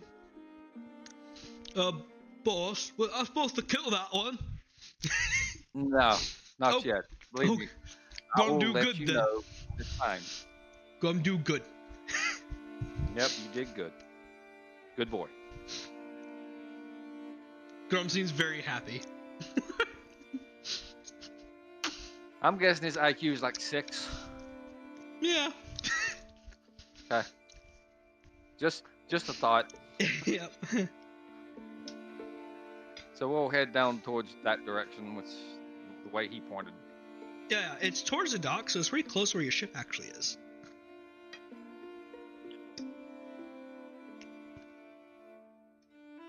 As we're getting closer, I'll start looking and listening again. Alright, roll another perception check then. Or he may even see us, for all I know. So. Mm-hmm.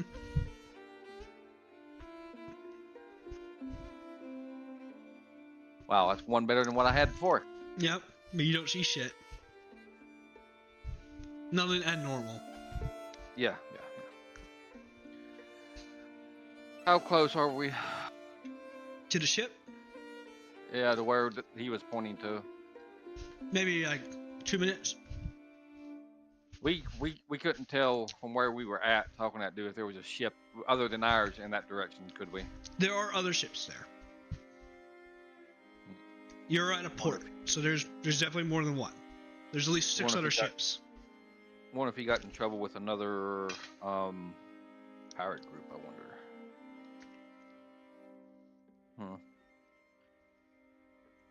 Oh, that's gonna be a problem if he did.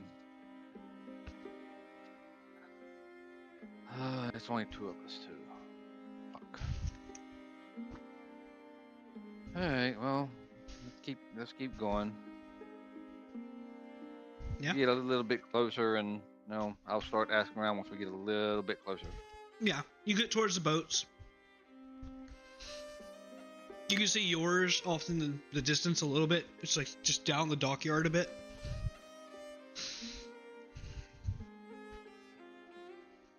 You see a few others.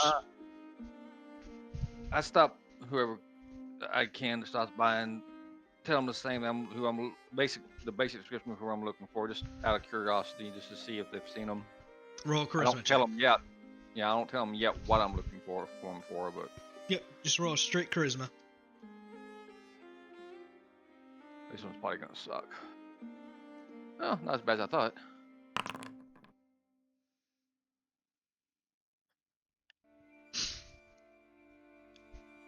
Oh, I didn't know his name, but I did see someone fitting that description.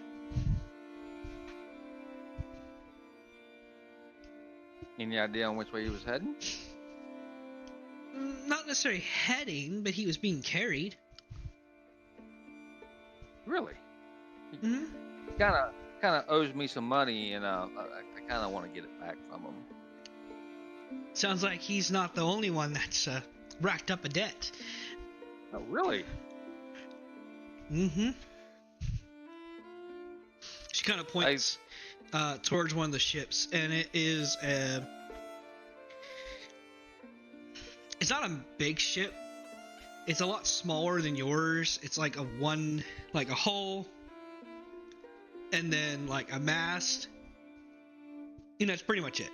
It's a really small ship, but it does have like a top deck and then a hull below.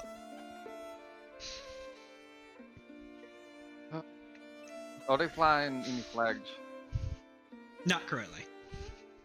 Fuck. So I can't tell who or what it is.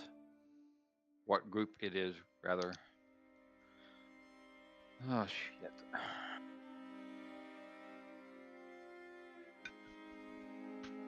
Do I leave Grum here or send him back to the ship? Would it be better if I go by myself?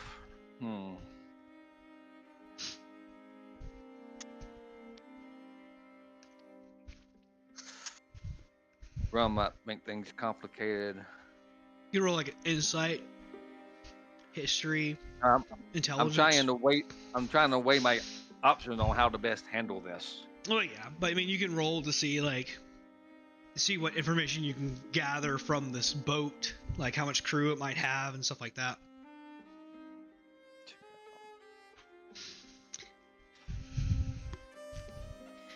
Insight wise, you're not 100% certain on the intent. It doesn't look like it's a fighting ship. It's too small to be.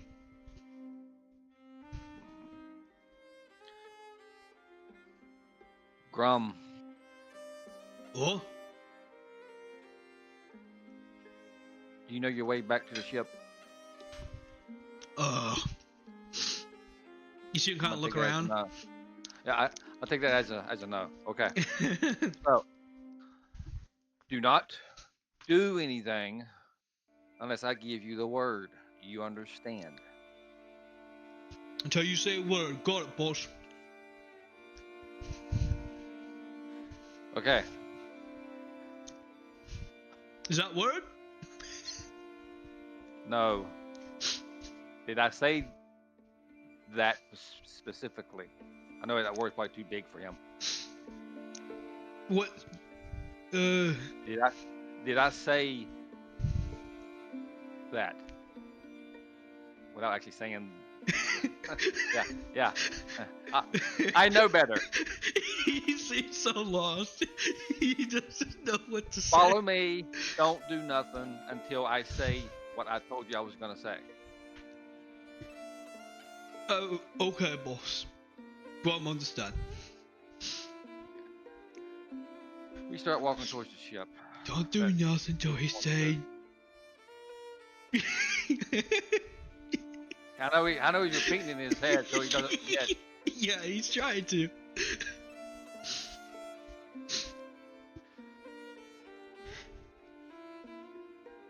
Yeah. What do you do? It's currently docked, so it is tied to the side. Well, we ain't gonna go on the boat, but we're gonna walk to it. Okay. It's not our boat. We don't have permission to go on the boat. So. It's easy enough. There's no dock master here controlling things, so. Do I see anybody out and about on top? Nope. You can roll a perception check.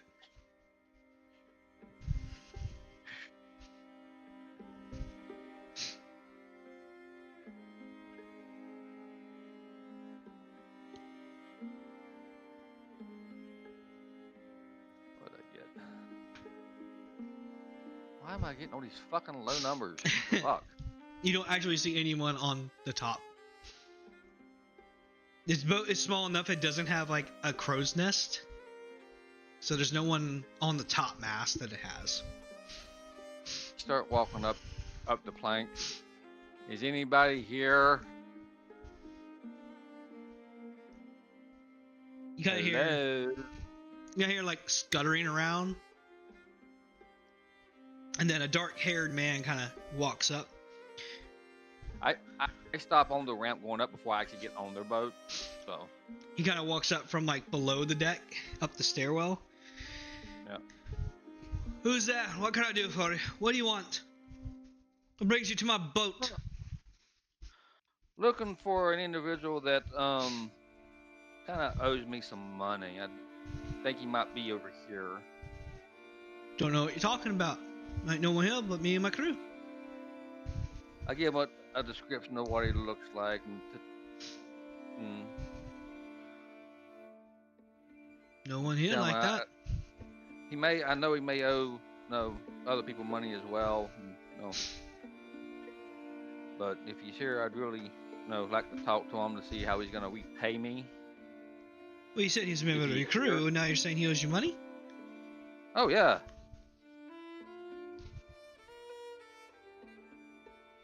I kind of gotta get repaid. Just can't let him go scot free. No, that makes sense. That is if he's here. No one like that's here. Okay. Well, maybe I'll see him somewhere else, and maybe you won't. I hope so. I'd like to get repaid. It would suck for him to not pay me, since my captain would kind of get mad at that. Captain Phillips is kind of a fair man, but he's also likes to get repaid. So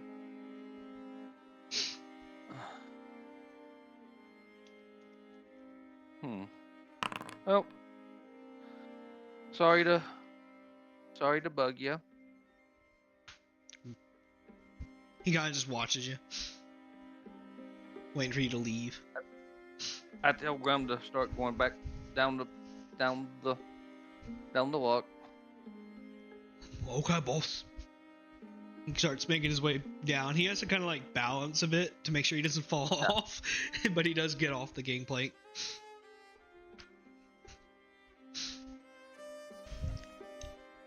I start heading down and kind of look over my shoulder, see if he's going back down below or not. He staggers watching for a little bit.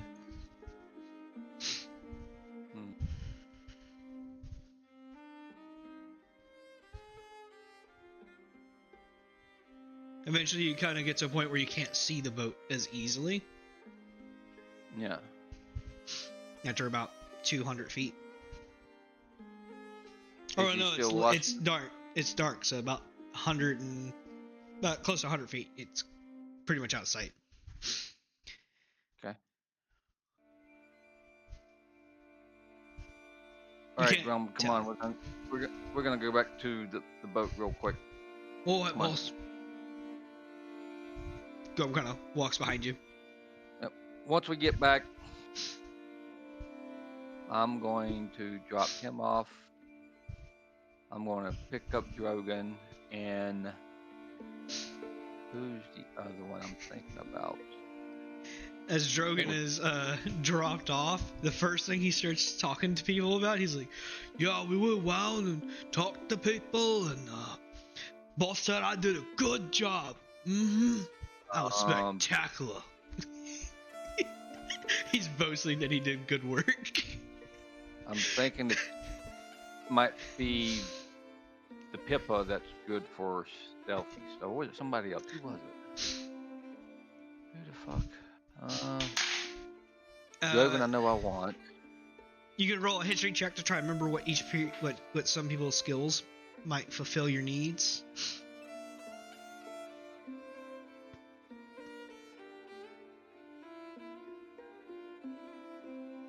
So what are you hoping to find? Well, I need somebody that's decently good at stealth. Decently good at stealth. Pippa's pretty darn good at it. Theresa is by far one of your more prettier ladies on board.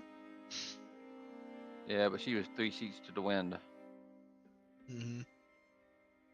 As far as muscle goes, you have Braun, a dwarf male, Ruick, another dwarf male,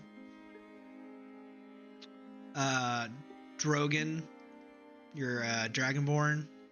Yep. I'm gonna take Drogon, Pippa, and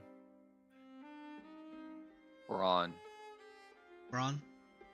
Yeah, Yep. Braun's been on the boat for a long time. Yep. We're gonna bring both of them with us. We're gonna go back towards that boat.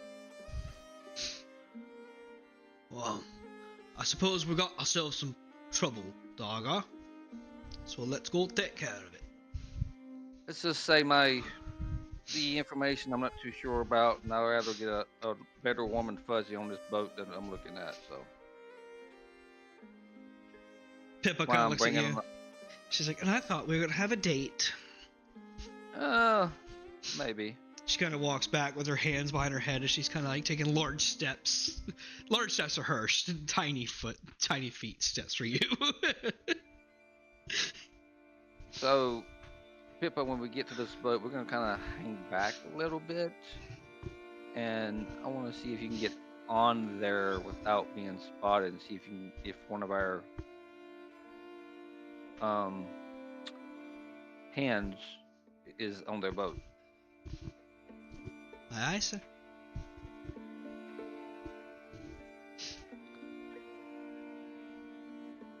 You kind of travel down a bit. It doesn't take you long. You're only like 400 feet away. So you quickly get there. You're within 60 feet of it. The guy isn't on the top deck anymore. All right, Pippa. We're not getting any closer because they know what I look like. They don't know what you three look like. So, see if you can get on board without being seen and see what you can find out. If you get in trouble, run. Will do. So you see her kind of scamper out. She quickly disappears from sight. Her size giving her a really good advantage, but also she's pretty dexterous. You see her kind of tuck in between some crates and stuff, and after that she just vanishes from view. You can't see her with your passive perception anymore. Yeah. I would have taken 3, but she's no. She's probably downstairs, passed out in her fucking hammock. Yeah, you don't see her for a good little bit. We give her some time. It might take her a little bit. After, I mean, if all hell breaks out, then we'll know. If not, then I mean. Yeah. After about a minute, Pippa does eventually come back. She kind of just strolls, like she comes out from a barrel where some like supplies are. They're just empty crates and barrels. Like there's nothing in there, but she kind of pops out around. She's like, "All right, so there. Tarek is definitely in there, but he doesn't seem like he's in the best condition.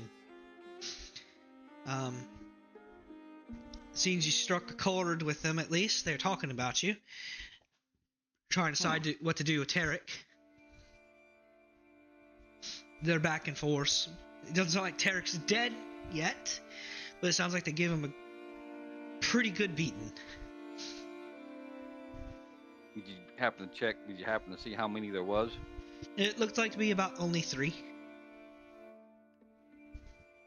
Maybe 4 if there's one asleep, but 3 awake.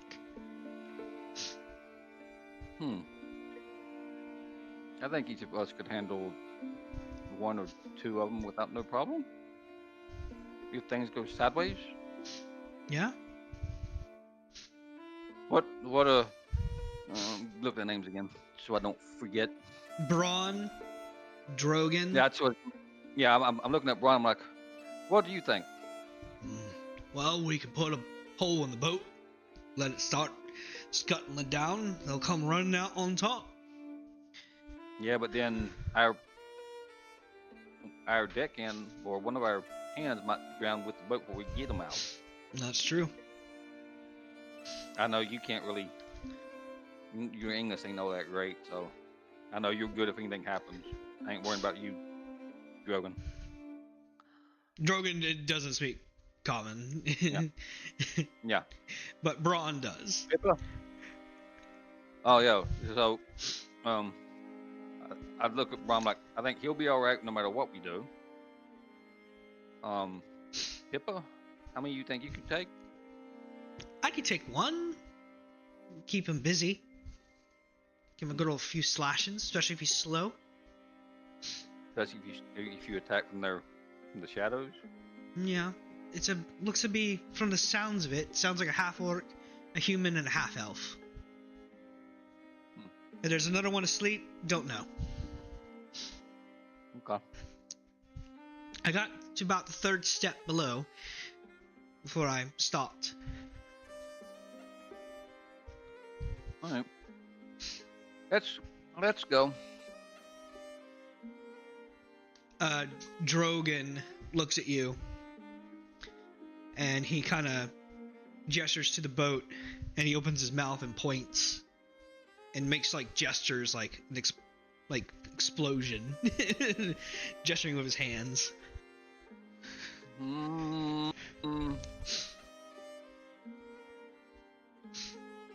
As he's trying to communicate with you.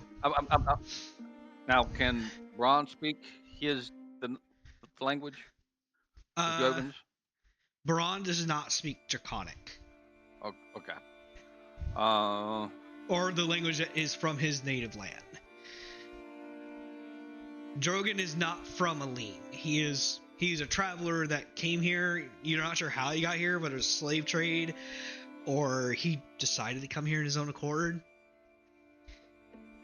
I tried to describe to him it might work as long as the boat don't sink. If he's talking about maybe using his fire breath to make explosion on the top and make it seem like they're under attack, I think that's what he's getting at. I wonder if I can roll an insight check. You can roll an intelligence. Intelligence or insight. Either one would work. Because you're trying to like read his gestures and stuff.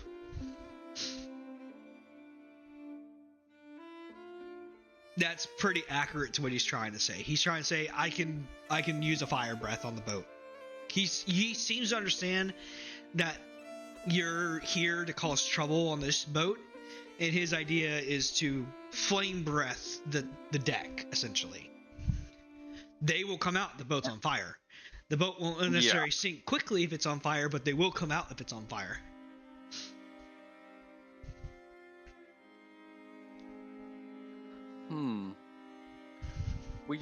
We go to the boat, and I motion to him I nod to him and kind of imitate what he just did to the boat. You see him kind of look up at the sail, and he opens his mouth and he shoots a flame breath, because he is a red dragonborn. As the flame breath catches the sails and the rigging, it begins to engulf into flames, and you could hear the fire. The people down below, you could hear them like, what the fuck is that? And they begin running up to the top deck. What do you do in that moment? I watch them. Hey, I think your boat's on fire. Are you on their boat or are you off their boat? No, we were on the dock just before we got onto the boat, and that's when I told him to shoot his flame breath up. Well, Drogon would have to go onto the deck and aim up to hit the rigging. Could he do it from the on-ramp at the top of the on-ramp before he actually gets on the boat? He could, but he would just catch the edge of his cone.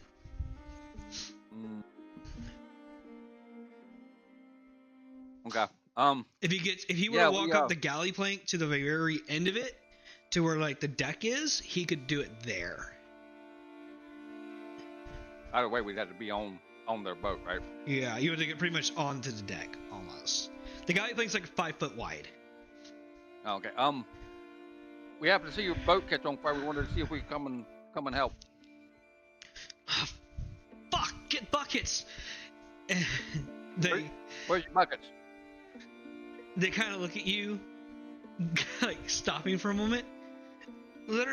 there's buckets over over there, and they point off the boat onto the side shore, like onto the dock.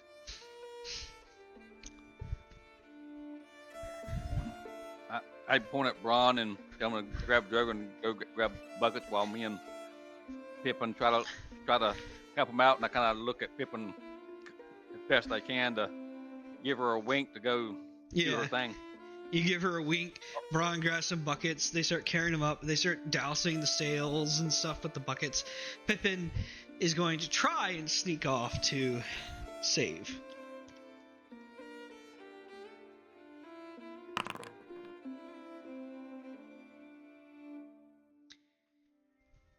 She kind of grabs a bucket and like throws it up.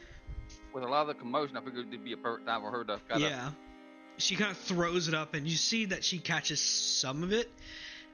It's at this point where you realize, like, there are 4 members of this crew.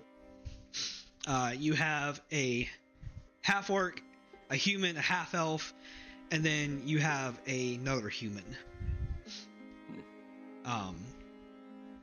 And the 4 of them and the 4 quote-unquote of you are working towards, dousing the mass. Pippin does 2 buckets, and then she mixes if she's gonna walk down below the galley, but as soon as Braun kind of comes in, she ducks behind him and then rolls until she can circle the front of the boat back to the bottom side.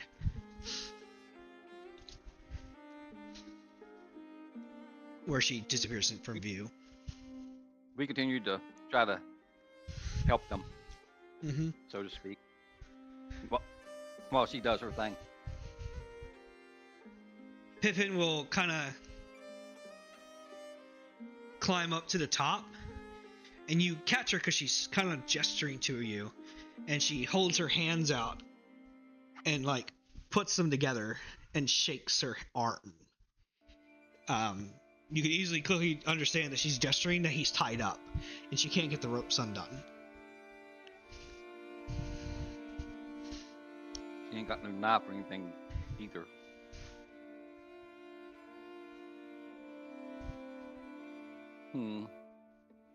What to do? I do have a knife on me, but yeah, you can try and drop it and kick it over to her.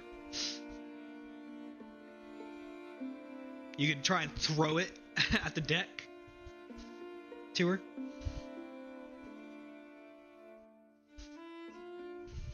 You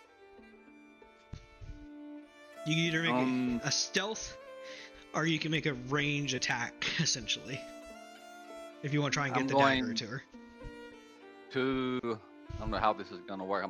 Give me a minute to think on this one. I'm trying to think of a way to make it look like I'm throwing water. Then when I bring the bucket down, I'm trying to throw the knife as I'm moving the bucket so they don't. That would be a sleight of hand.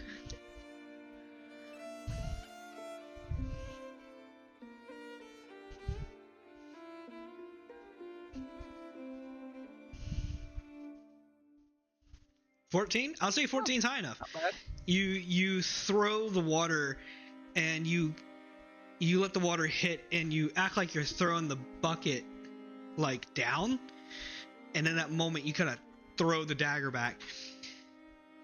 The dagger thuds into the deck a little bit a ways. It's not directly at her, but she can easily, you see her kind of like lean forward, grab the dagger, rip it out of the top deck, and she sneaks back down. The mast is almost out, by the way.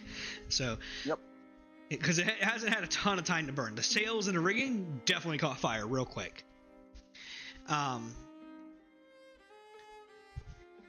after about 12 seconds, you see her popping her head out one more time as she is carrying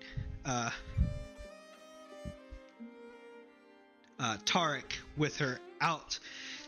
She's about ready to crest the top of the deck, but the half-orc, it's like, it's almost out. We're gonna need more rope and sail. I'll grab more from below. And he's getting ready to turn to make his way to the bottom deck. Do you need some help? I can come and help you. How much do you need? He's about to say yes, and then he catches himself as I got it. I'll bring it out. You sure? Oh yeah. That stuff can get heavy, especially if you need a lot. I take it you're distracting him in this moment. Yes. Okay.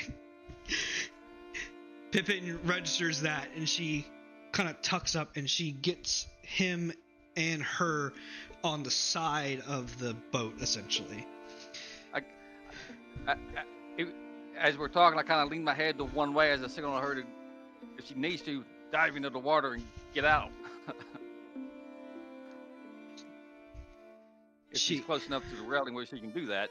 You understand that she probably could to escape herself, but she is not strong enough to hold his weight above water. Yeah.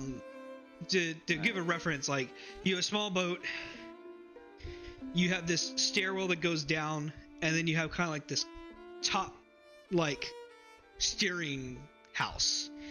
So it's like a little top deck, essentially, like a captain window. I'm waiting to see if she needs help, or if she can get them the rest of the way off without us doing something.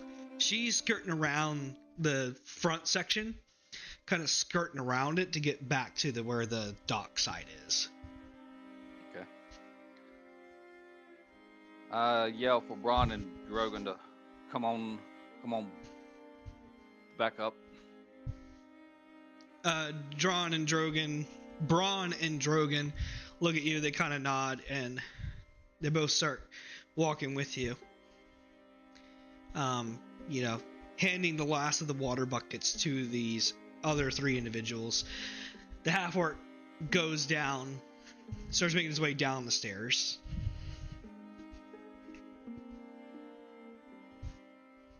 What do you do? I'm waiting on her. What I'm waiting on, see if I need to press the issue, so to speak. Tarek and her, you see them kind of lipping down the galley plank quietly as they can.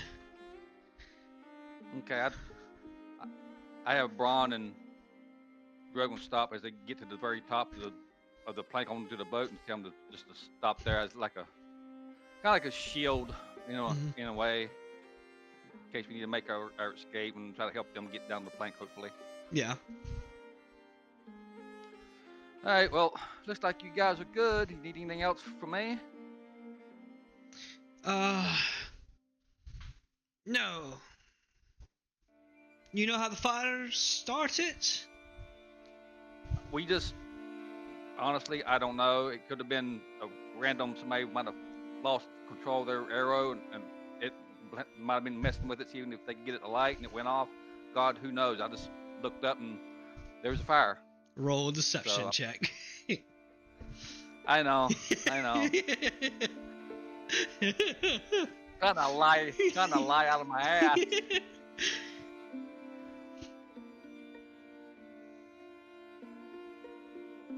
Oh God. Good. Thank you, dice. Oh, yeah, that makes sense. We've seen it happen a few times. And you see them start talking about like what to do to proceed. The half-orc goes down below, and all right. Oh, sorry. You see him kind of like go down below and start messing with stuff, but you can't see what he's doing. All right. Well, you don't need anything from us. We'll be going. Have a good night. Yeah. You start walking down the plank back to the dock. You start making your way down. You catch Pippin is darting around some of the barrels and stuff. She has Tarek with her, as she's like semi-carrying him, supporting his weight as much as she can. It's definitely halving her movement. Yep. Once I get down to the bottom, I kind of lean over to Braun and say, "Hey, Pippin's over there. Go and grab him, and you two get the fuck out of here." Yeah, he makes his way over. He grabs her, and they start, making their way back to the boat. Me and Dragon would just casually walk off here like nothing happened. Yeah. It takes like another few moments, but you do hear some shouting from that direction. and cursing. They don't seem too happy.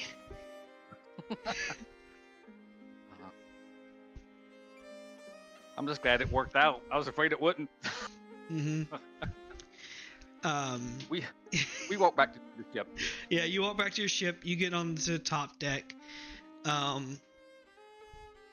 After like 5 minutes or so, you see the half orc is kind of like walking down the boat, like the dock, and you see him kind of like looking around as he's searching. I informed the first mate about what all had transpired. But it doesn't seem like he perceives you. He doesn't catch you or your members of your crew based on where you guys would be, and he keeps walking. But you notice that he's there. They're searching for you guys. Yeah. But they weren't successful in their. He wasn't successful in perceiving you.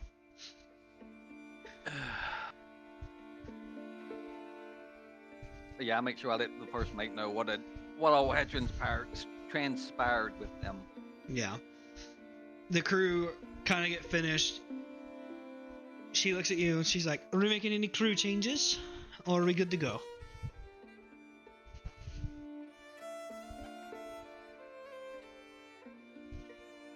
Nah, we're good to go. Anything that happens will happen once we get back, and I'll get rid of them then. All right, go ahead and give the whistle. All right. I give the whistle. You give the whistle. The ship is untied from the dock. Sails are adjusted, and you guys begin moving out towards the sea. The crew are kind of hanging out below deck for the most part. Some of them, like everyone's like working to get the boat out of the dock, but once the boat is kind of more in open water, everyone kind of comes in waiting for you to give them their assignments, like who's taking night shift, who's taking day shift. Yeah, that's one thing me and the first mate go over and figure out who we're gonna put where. The first mate looks at you and she's like, "Well, Thressa is not going to be awake, so she's going to have to be on the day shift. Yeah, I kind of figured that one. Tarek is a little worse for wear, so he's going to need some rest and some maintenance.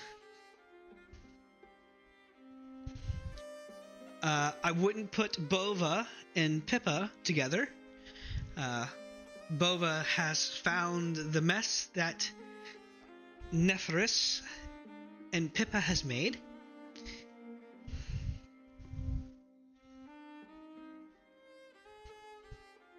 Well, if she's up in the lookout and Pippa stays down below, it shouldn't be much of a problem. As long as Bova stays up in the lookout. Day shift or night?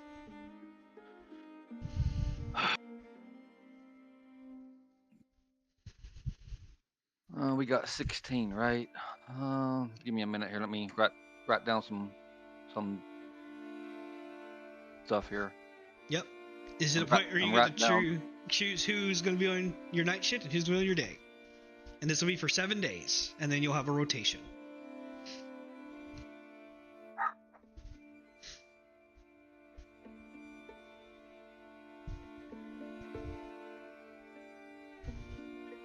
Either way I go with that fucking setup, it's gonna be rough no matter what. So,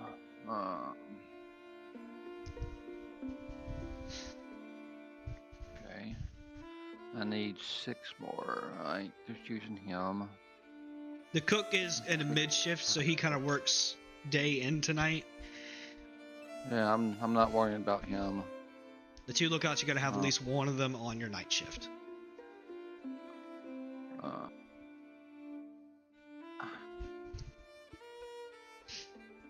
The half orc, the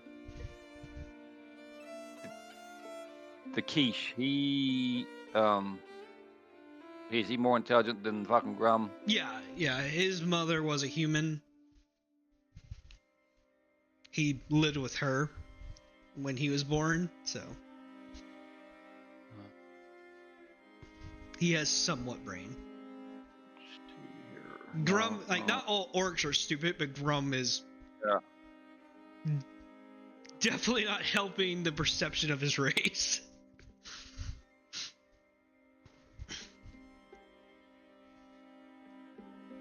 And see here.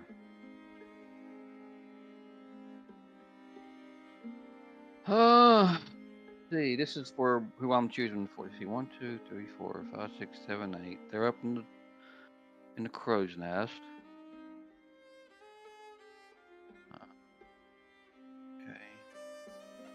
So for my shift, which I'm assuming is night shift, Mm-hmm. Nephris is going to be up in the crow's nest. I'm going to have for my other, I think it's 8. Did I get? 1, 2, 3, 4, 5, 6, 9, 10, 11, 12, 13, 14, 15. Yeah, 18. No, 9. We got 18, right? So I Yep. get 9. Yep. 6, 7, 8. Okay.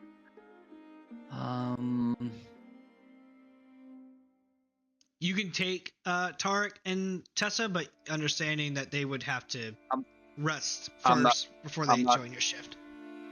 I'm not taking them. I'm leaving them for day shift. Okay. Take her. I've already got her. Okay.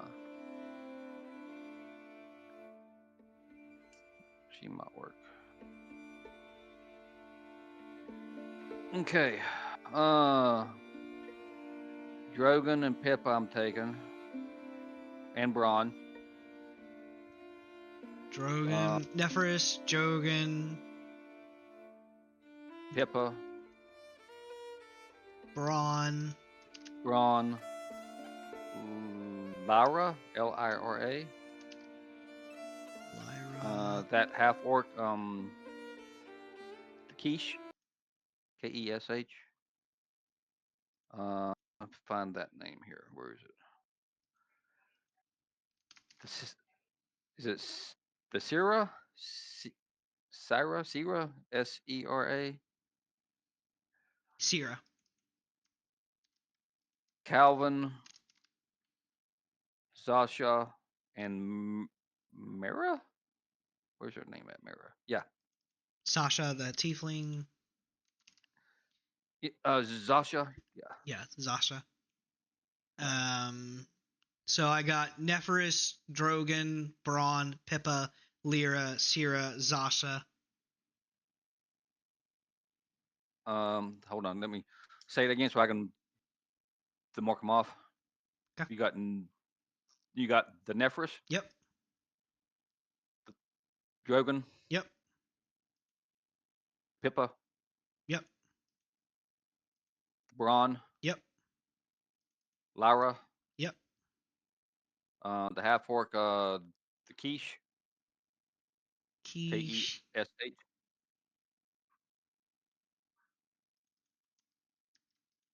He's down below Got it.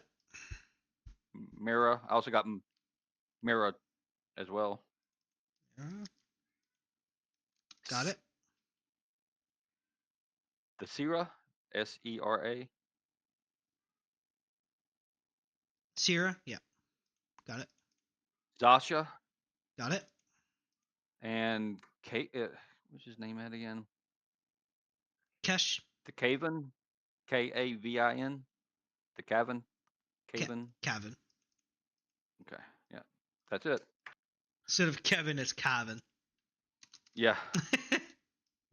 All right. That's your night shift.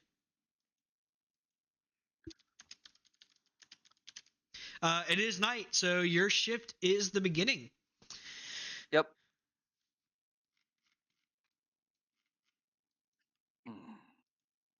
The first mate will look at you and she'll ask you. She'll be like, depending on how we travel, we'll determine whether or not we're going to stop at Kalinda or not. Do you want to make another stop on the way?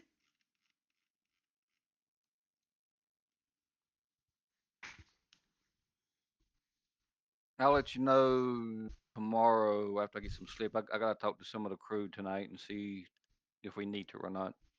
All right. she'll kind of point you your heading and everything because you're not a person of charts, but you Yep. know, like you have a compass, you know the general direction you need to go. Yep.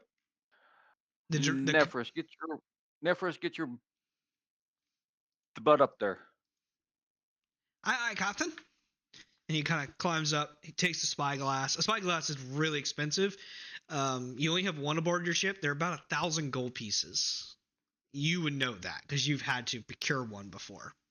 Yeah. When Nephris and Bova got in their first major fight, when she found out that Nephris was fooling around with Peppa the very first time, she broke it on his head. So now they're kind of working off that debt. All right, the rest of y'all know what to do. Let's hope the night goes uneventful. All right. Aye. Yeah, they begin working. They don't really need to ask you for their duties for the most part. This is a seasoned crew. They've been with you for a little while now. They know where they're supposed to go, what they're supposed to do. So you don't. Yeah, that's why I just told them, hey, y'all know what to do. Make it happen. And yeah, you begin your heading. Is there anything you'd like to do that night? I mean, I'm gonna walk around and talk to some of the crew, see if we're gonna need to make another stop, and make sure we stay on our heading so we don't get fucking turned around. Yeah, who would you like to talk to first? Drogon doesn't really speak anything. I mean, he probably ain't gonna really care any fucking way. I'm gonna go talk to Braun first. All right. Yeah, Braun's definitely a seasoned member. He's currently just working on some of the rigging, make sure the mast and everything is in tip-top shape. Oh, hey Braun, how's it going? It's going all right, Dargar. How are you? Oh, you know, same stuff, different day. Sounds about right. Yeah. You've been with us for a long time. Yeah, I have. Probably I think you're one of our most seasoned ones here, besides me and Captain the First Mate, I think. That's true. We've been having quite a bit of rotation over the last few cycles, but there's nothing wrong with that.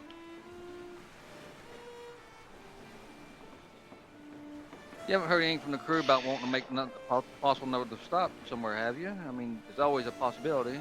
Yeah, everyone always wants to have a stop, but I mean, we just left Kalara, so it's, you know, people have kind of gotten the feel for the most part. Do you think we'd be able to make it the whole way there without needing to stop until we start making our way back? I mean, it's a bit of a journey. It's like, what, 14 days? Something like that. Yeah. I think the First Mate said we had a plan of possibly stopping somewhere, but he wanted to know if we needed to make another stop besides that, and I'm like, well, I couldn't tell him until tomorrow morning. The nice thing about Kalinda is that it is a governmental town, or if you call it that, it's more like just a few buildings. I mean, you know how it is. We're gonna go 3 to 4 days of no complaining, then we're gonna get complainings on the 5th day, as always. Yeah, and then usually go another 1 or 2 days after that. So I mean, I think we still got enough booze downstairs anyway to tide us over. So there's that too.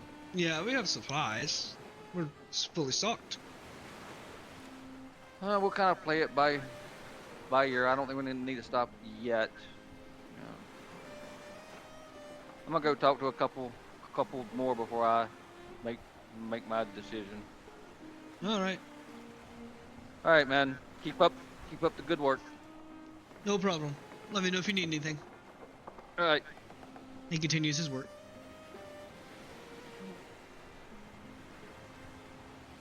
Let's see. You mean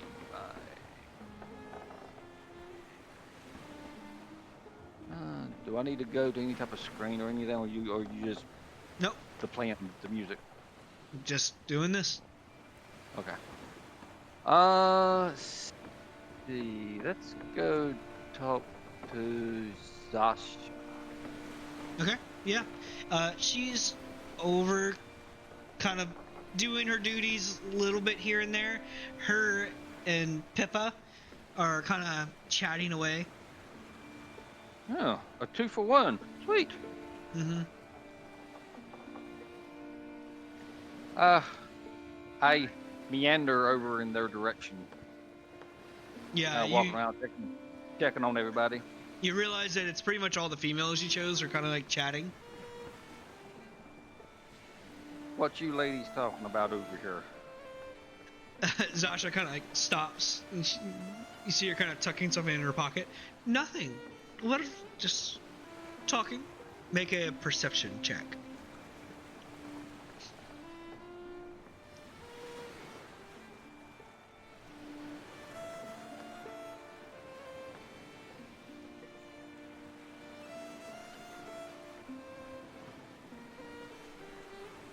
You don't catch exactly what it was that she's tucking away. I'm assuming that's something you got off the guy that tried. No, she ain't the one that got handcuffed. Was she? No, but Zasha did. She was gambling and stuff and all that. And That's Pippa, right. That's who she was. Yeah. Oh, is that something you won tonight? Yes. Yes, it is. Okay. I showed you earlier. I've had a lot happen between then and now. She kind of pulls it out and she shows you the perfume bottle again. Oh, that's right. That's right. Nothing bad. I didn't say it was. You ladies need us to make any extra stops? Because if not, we're not going to make any. Don't tell us that. Well, we are planning on stopping at one place on our way to where we're going, but that's, could be 6-7 days, so. They kind of chat back and forth. You can all speak to me. Y'all know that. They're going back and forth. They're seeming pretty indecisive.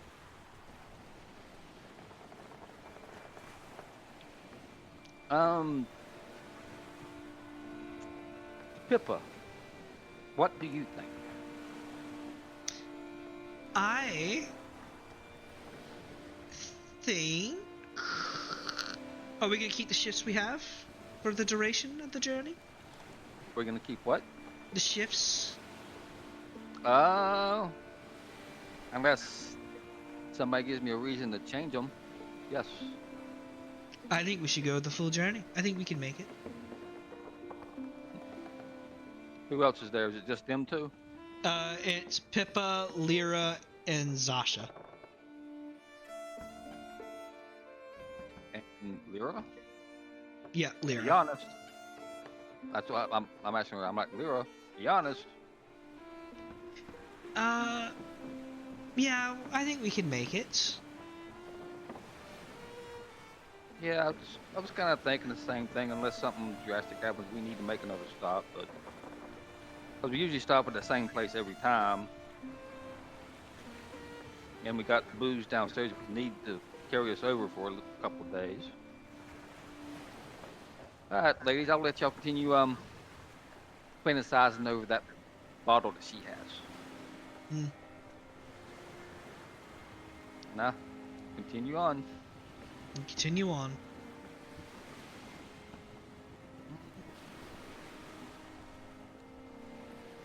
Mara was not in that collection, by the way. The human female.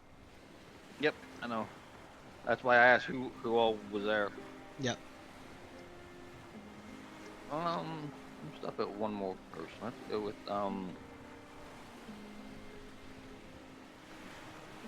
the half-orc Quiche. Quiche? Yeah, Quiche is easy to find. He's off onto the side of the ship.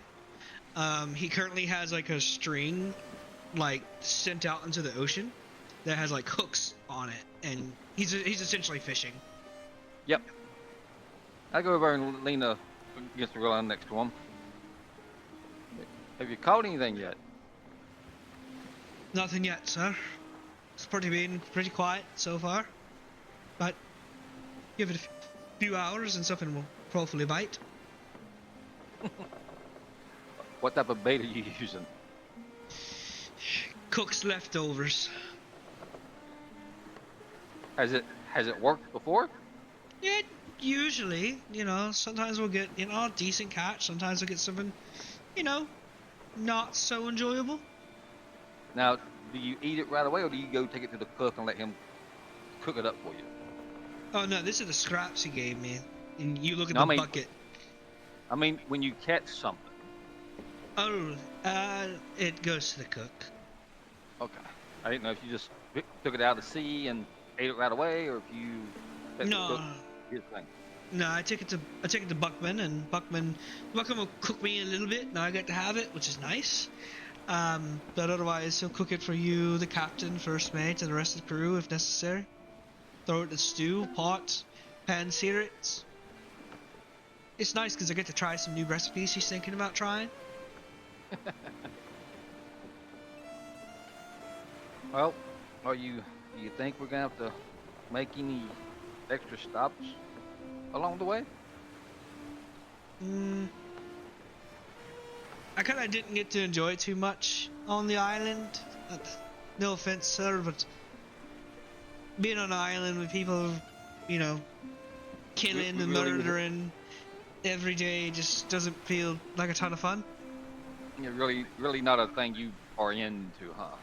No, Kalinda is a much nicer place. Brizza's even nicer. I wouldn't mind getting towards more of a hometown. If we can, that would be great. Alright. Well, you keep on doing what you're doing, and don't forget the duties while you're fishing, alright? Alright, sir. Alright, you have a good night. Thank you. He continues on. So let's see. I got him. He's up there.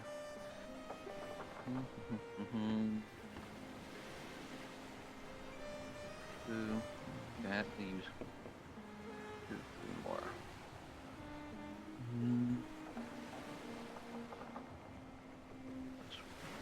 Two, three, four, five.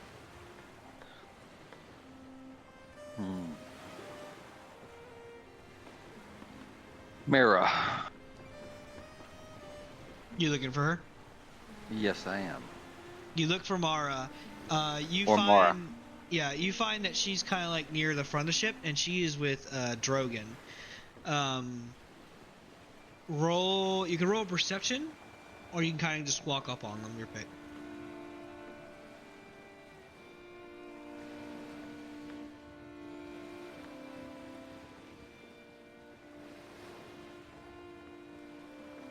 That's fine. That's a good rough roll. You don't hear it till you get a little bit closer, but you could tell that Mara is trying to learn Draconic.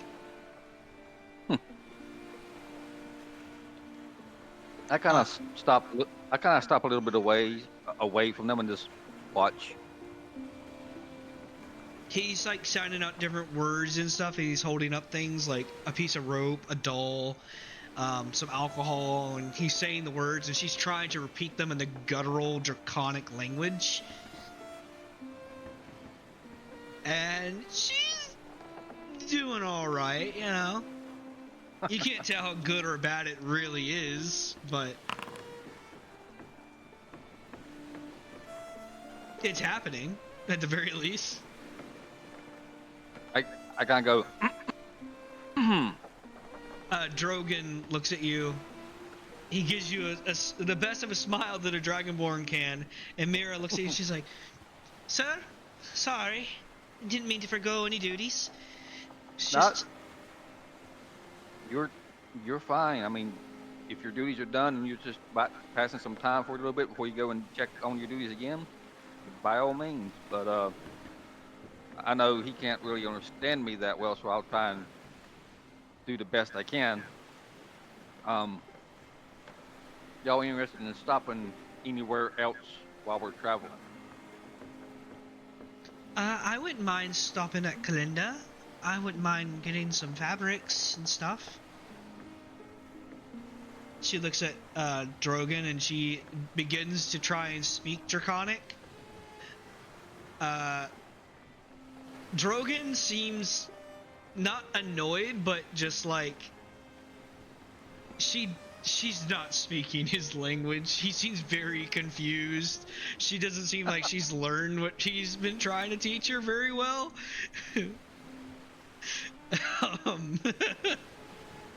That might be something I might have to have him teach.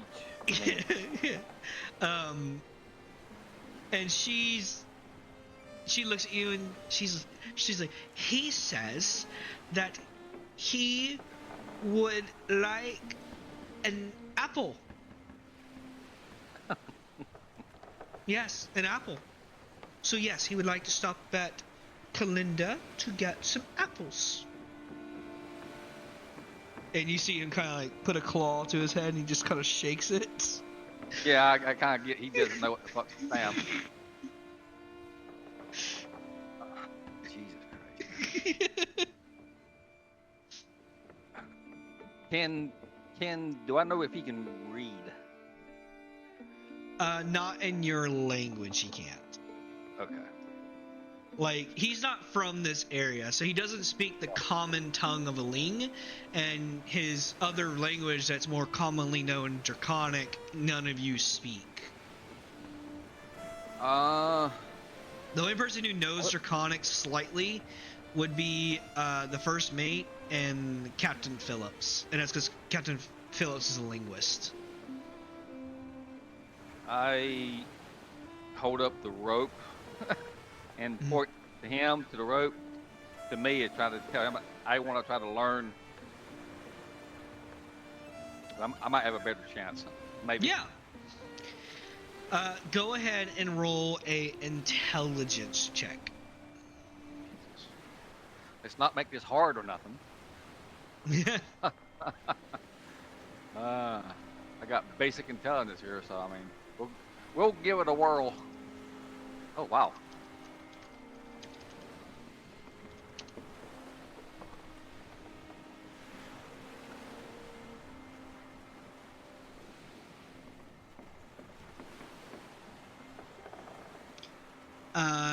He looks at you and he says, "Thrill."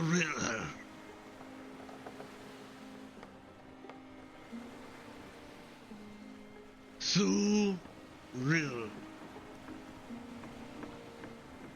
Thrill.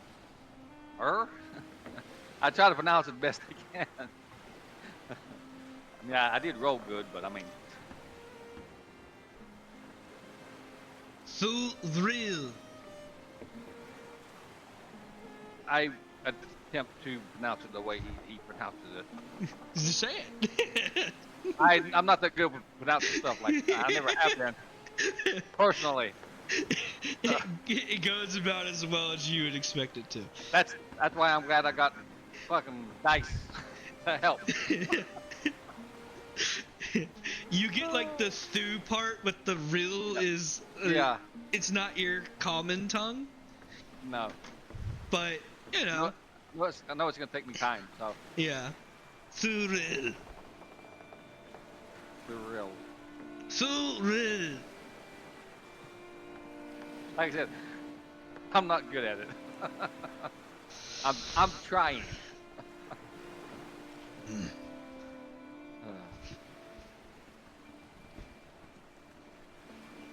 Oh, they're back.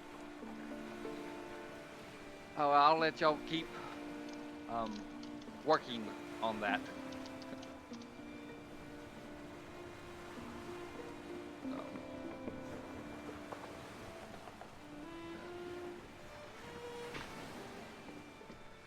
Alright, I'll go and finish making my rounds.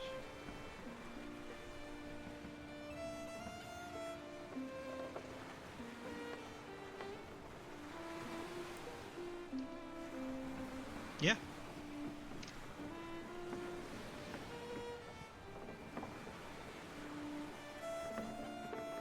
he kind of Drogon eventually comes over to you and he says,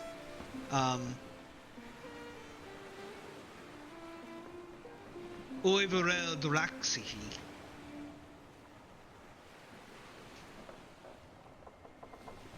Uvorel Draxi. I have no idea. He gestures like eating, Oh, and he shakes his head no. yeah. I kind of nod. Yeah.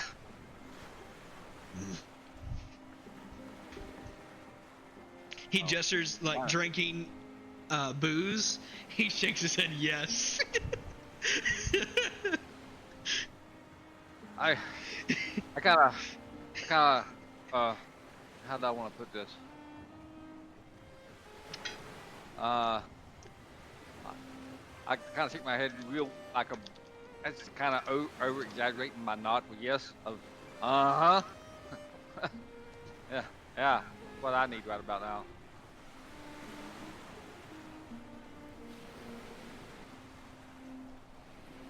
And I'm gonna go and check on these headings that we're on, make sure we're on the right heading still. As long as I follow that compass, we should be good. Vogonel Sabro Brewer. Brewer. I have a rough time with it too. Draconic is a hard language to actually say. Yes. And I've never been good at pronouncing those fucking words. Yeah. But yeah, you head up to the top. You're a little off course, but not horribly. You're heading more north than, than west. But it's not necessarily a bad thing. That's just the wind, the way it's carrying you. I kind of adjusted just slightly to get us closer towards course. Yeah. We ain't gonna get it right on. It's gonna take us a little bit of traveling in the direction we're heading to get back on course, but just slightly. Yeah. And so yeah, you adjust course and you start traveling the correct direction, which is somewhat southeast.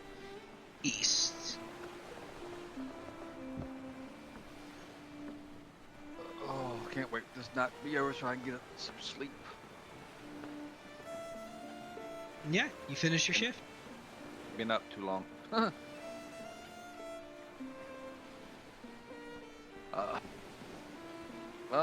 I go wake up everybody else for a change of shift. Get the cook up, tell them, hey, guys might need some breakfast, or I'm pretty sure the captain's gonna be hungry when he wakes up. I know that. He's been sleeping for God knows how many days now. So. And I'm going to let the first mate know we may have to make one more stop from some of, not all of them, but some of them, like at least make a tentative stop at, I think it's Kaleem, I think they said. How many would you say? Probably at least 4 of them. 4? Some of them think we can make it the whole way, and I kind of agree, but, I'll check with the people on the day shift and we'll see how many want to make the stop and how many don't, and I'll check with the captain. He should be up in the next hour or so. I think we got enough booze to make it, but you know how these guys and gals get after like 4 or 5 days, they start getting all whiny and fucking, yeah. So. All right, go get some rest. If you need me, you know where to find me. Yeah, you go lay down in your cot, your bunk. Hammock, whatever the fuck it is. Yeah, I mean, it's below deck. There's not any windows down here, so it is dark, at least. I get in whatever bed I have, and yeah, I pass out. Roll a d20.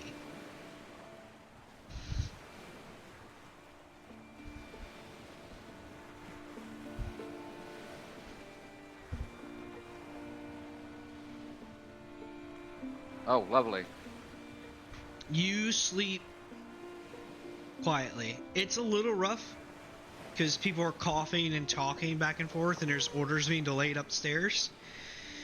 But you do sleep. As long as I get something. Mm-hmm.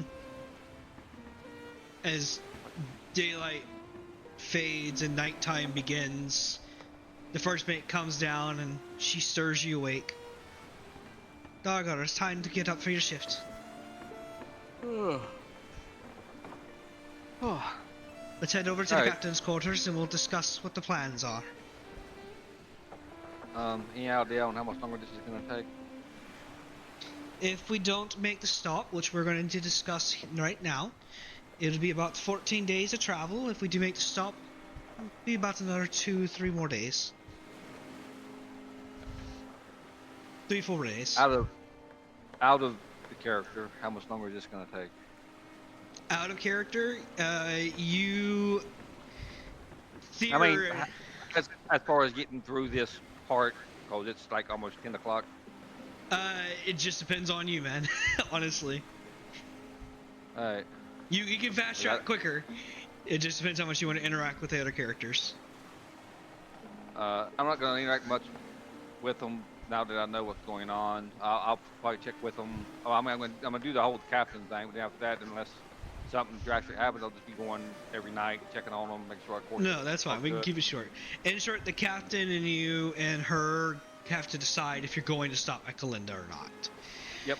That's the one thing I do want to get talking about. I want to fast track that.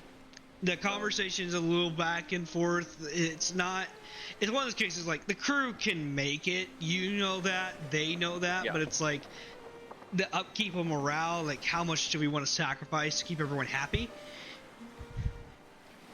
You can either stop at Kalinda and sacrifice time, but no, you'll make some crew happier. Well, all the crew will be happy. The crew don't get upset when they stop. Or you can supplement that with food and drink and stuff like that. You won't have another stop between here and there, but at least you'll get there and get it done. I'm talking to the captain and with the first mate, I'm like, personally, I think we can make it. We got food we can offset it with, but then again, the morale might go down a little bit, but if we make one stop halfway there and then go the rest of the way, I think they'll be all right to get off the boat for a little bit at that place. The captain kind of pulls forth some charts, and he kind of starts pointing at the map and everything, and he kind of points at a few important areas. He's like, this is Kalinda. What about 4 days travel from here to there? 3 days, if we're lucky. And from there to where we gotta go, how many days? We're only a day in, so about 12. We could definitely make it. We have enough supplies for 30 days. So, being a captain, we can double the rations. Easy enough. No issue there. Or we can make the stop.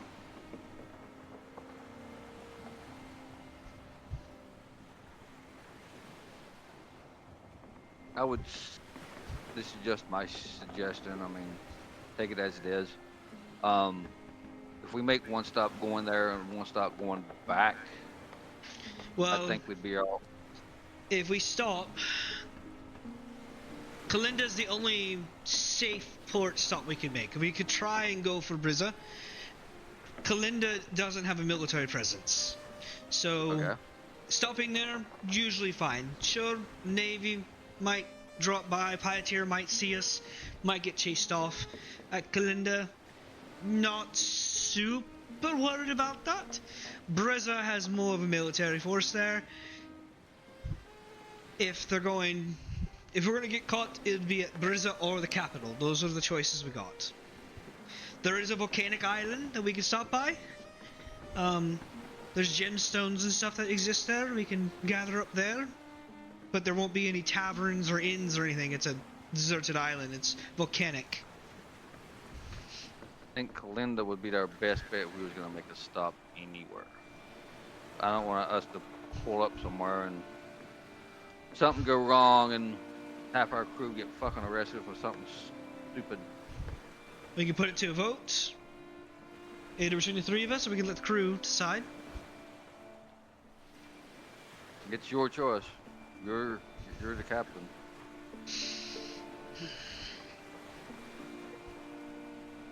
I mean, I'm good either way. I'm just letting you know what the crew said. Like I said, I think we can make it, but no. It's overall a 14-day or around a 14-day trip. Being on a boat for 14 days, you know, we can probably do it because we're used to it. But I mean, some of the newer crew, not so much.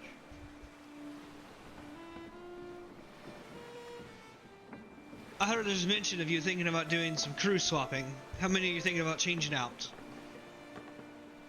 I was looking at one problem with him, or the problem, the one I was going to hire per se.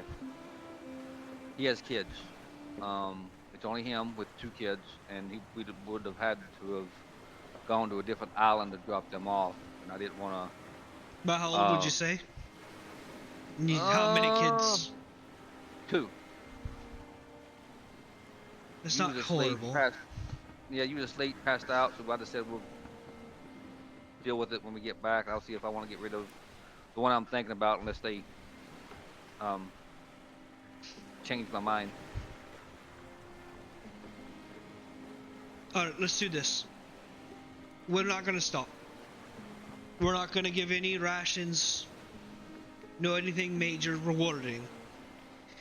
I want to put this crew through their paces, hard, unrelenting.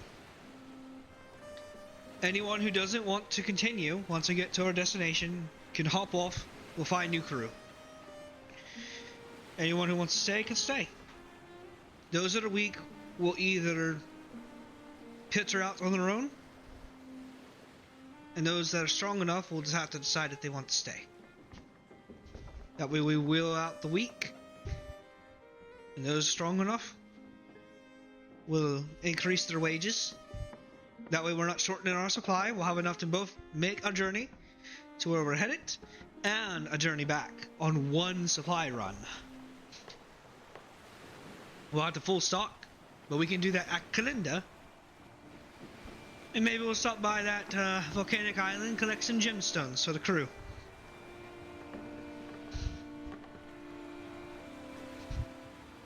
That'll be the reward for those that survive it. And any new crew members might get pretty happy with that results. But once we get back, we won't be traveling back after that. We'll be taking a new journey. Not a bad idea. I would suggest us 3, together, get them all together and explain what's happening so they all understand. Well, he looks at the first mate, Melix. You let the day shift know. You let the night shift know what's happening. But I want double time. Hands to rope. Hands to sail. No need for any more mucking about. Let's see who's strong enough to stay. Alright. Alright. They kind of sit down, and as you're sitting there making this discussion, food is brought out to you. You get a flask which has alcohol in it. It has wine, and you get like a pan hand-grilled fish of some kind. But it's good. It's delicious. The wine is good. It's, you can either drink it during dinner and finish it, or you can drink some of it and keep the rest of it with the night.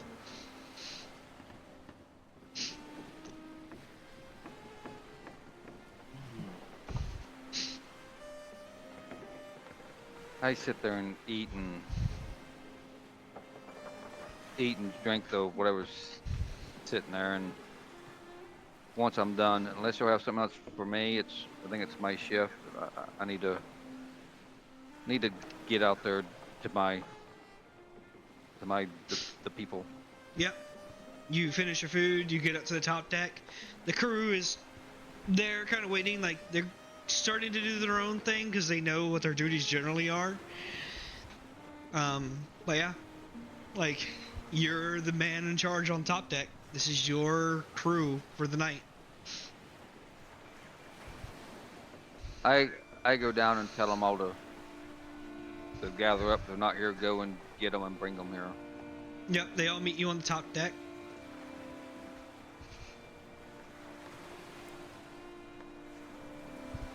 What's going on, Captain? Alright, sir. Who was that? We're on. No, that would be Cabin. Okay. He's newish. Well, some of y'all have been with us for a while. Some of y'all are pretty new. A lot of y'all ain't gonna like what's about to happen, so but it's gonna happen regardless. We're gonna put everybody through their paces. Okay, you're gonna make it or you're not. Right? We're not stopping. We're going straight through. We're pushing. We're gonna see what you're made of. Once we get to where we're going, if you don't think you can take it, this ain't for you. We'll be free to go, and we'll look to hire other people. If you do stay, looking at possibly giving you a higher pay, along with making a pit stop somewhere else to give you another reward that we think you will like. But there's no more slacking around, no any of that stuff. I look at who the hell was it? The Quiche, that's who it was. Quiche, I don't know if you're gonna have time to do more fishing, but I'll see what I can do. Don't hold me to it though.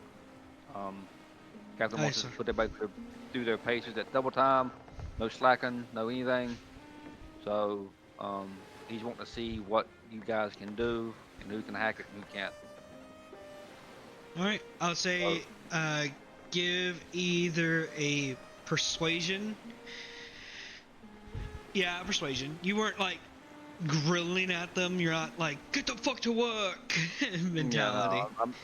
Yeah, I'm trying to talk to them like they're adults. They work for us, but I don't own them. Yeah. I mean, you are voted to your position, so. Yeah. Yeah, you get mixed. Like, they don't outwardly complain, but no one seems very happy about it. And some of them kind of take it, but they don't, like, they're kind of like, oh, yeah, okay. And they just go back to work at normal pace. Yeah, we'll figure out who are harder workers and who's going to be here. And because when we get to port, they don't want to stay, they're not going to stay. That's going to happen. So. And yeah. You continue shift. There's a few slackers here and there. Drogon is not. Drogon's a hard worker. He couldn't understand a single thing you said. Yeah. But as soon as you kind of get up to him and you kind of like... I kind of figured if I wouldn't have a problem out of Drogon, Braun, and maybe Nephris, and maybe Pippa. The other ones I wasn't too sure about. Quiche does good. Kevin is kind of new to the ship, so he's trying his best. But he's not perfect. Yeah. Sarah and Zasha do kind of their normal routine. They don't really pick up the pace, but they don't slow down either. Pippa and Nephris, though, you don't see them on the top deck at all.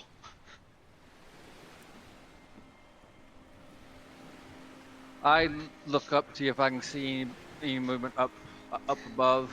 Make a perception check.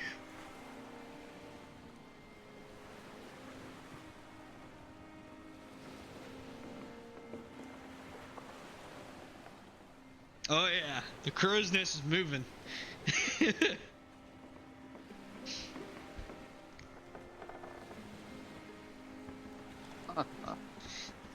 uh,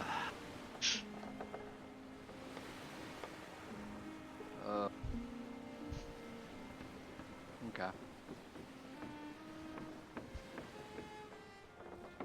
What do? You just gonna let it sit? No, I'm gonna climb up. Okay, you make your way up. It's about 80 feet to the top. As you get closer, the sounds get a little bit more, there. Yep. Once I get to where I can reach it, I bang hard on the outside. Uh-huh. And I'll wait to see who pops their head out.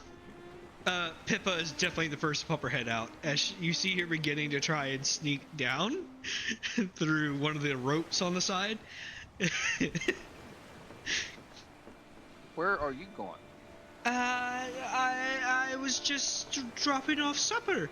She is scantily dressed, like barely any clothes on.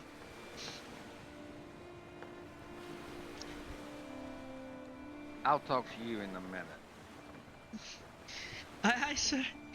And you see she kind of uses the rope line to kind of slide down to the top deck, and she quickly makes herself busy. I go up and climb into the crow. Well, I probably won't fit. So I climb up and I look in. You look into the crow's nest. Nephris is there. You see him pulling a pipe and lighting it, and he's having a good old time. Nephris. Ah, friend! Friend, come on! How would you like to go flying into the ocean? Oh, come on now, come on. There's no need for that. It's just a bit of fun. While you're supposed to be on duty, working.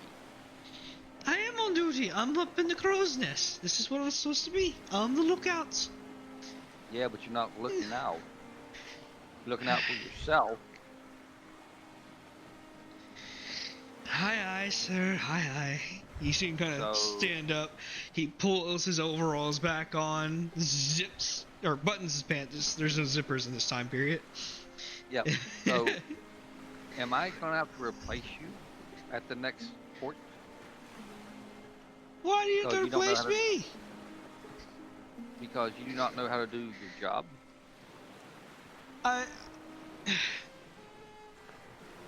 Yes, sir. Since you was too busy to be down there to listen to what's happening. So, we're not making any stops. This is a test. We're going to weed out the weak one and keep the strong one. See who can make it or break it. And apparently, right now, you're not making it. The ones that do make it are going to get slightly more pay and possibly an additional reward. And the ones that don't will be free to go, and we'll look for other candidates. Yes, sir. So if you want to stay, you have to prove yourself. If not, you'll be free to go. Aye. Oh, and one more thing. Mm. Don't make me climb back up here. Yes, sir. I understand. Get back to work. I can start climbing back now. He takes out the spyglass and he starts peering around, looking for anything troublesome as you make your way down. Once I get down, I start looking for her. Let's see how well she can avoid you. That little. She knows she's in trouble. She is hiding. Yeah. Like, oh fuck, oh fuck, oh fuck. You don't cast her for most of the shift. It's not to the almost the very end that you finally find her. She's been working. It's just been like a case of like she's working, you go out to get her, and then she's automatically gone. She never gets you into verbal confirmation yet. And to the very end where she's like on a rope and you kind of sneak around to her and you're right there on her at the very end almost. Oh, fuck.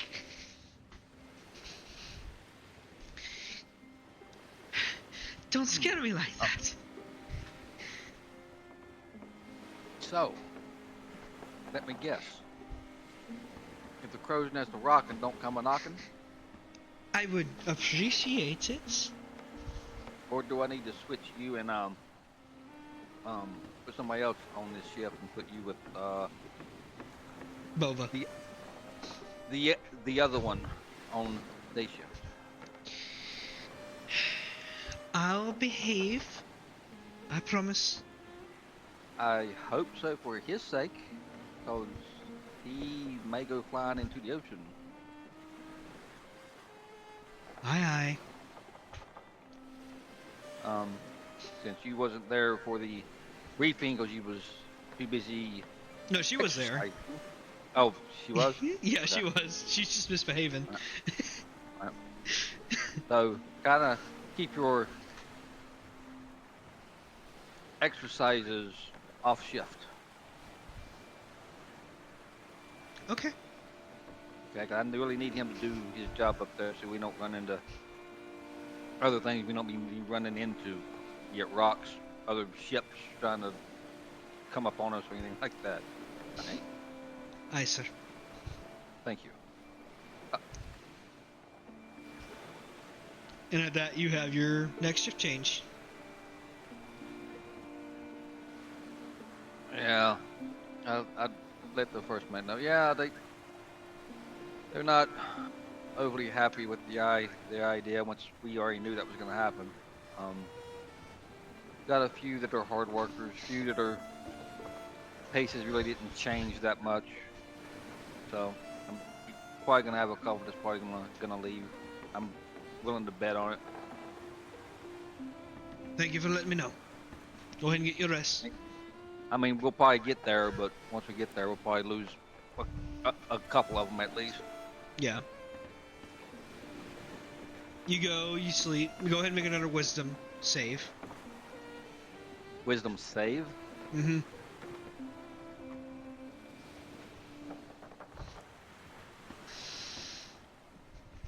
Oh. Nope. Nothing happens. Sweet dreams. Alright, we're gonna have to. It's 10:15. I don't know if we need to fast track this or what. Yeah, I'm slowly fast tracking it here. Alright. I'm trying to keep my eyes open. I'm getting sleepy. You start your next shift. This time around, there is a mist out and about, so it's a little difficult to see, and the wind is a little high. I hope I don't regret this. Pippa. Aye, sir. I'm gonna trust you to do this. Okay. Okay. We don't have another spyglass. Okay. But you and him are the shortest people we got. So I'm gonna send you up there. You behave. Keep a lookout. Your job. I don't know where this flow's coming from. I don't want to run into anything. Aye, sir. Alright. Go on up. She climbs up the rope and gets to the top of the mast. I find Drogon. I think he might have some of the better sight. I think. I'm hoping. And Yeah. I take him to the front of the boat, and I make like binoculars looking out Uh-huh. as a signal, like I'm looking for stuff in the fog, make sure there's nothing coming. He nods and he looks out. And everyone else kind of continues about their duties. The wind is picking up. The ocean's getting a little bit more turbulent. go and check our head and make sure we're still good. You're good as far as you can tell. You're headed in the right direction. Just can't see that far. Yeah, you can't see that far. You keeping the ship heading that way. After about an hour or two, you look down at the compass. The waves are getting a little bit more rough. The wind is blowing a bit harder, and the compass just begins to spin around in a circle. The fuck? What? You can't be in my lap right now. I'm busy. Come on. No, I know you want lemons. Go play with Mama. My God. Okay, there. You. Oh, shit. Should I wake up the first mates?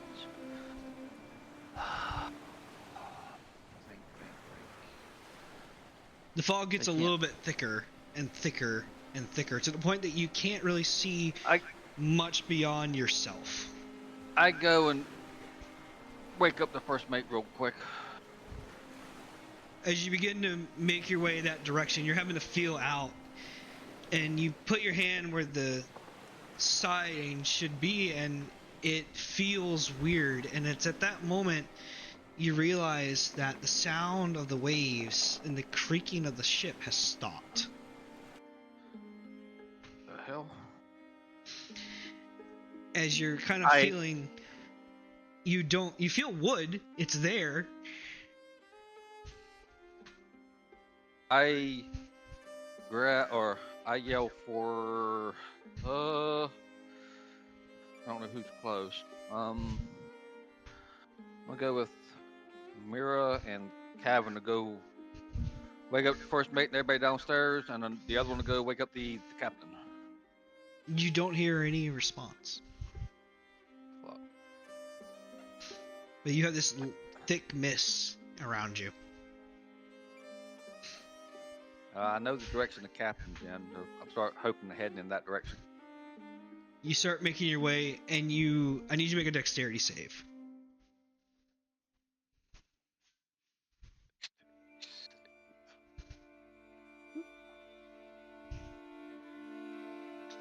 You begin to slip as the texture of the world around you isn't a wood deck anymore.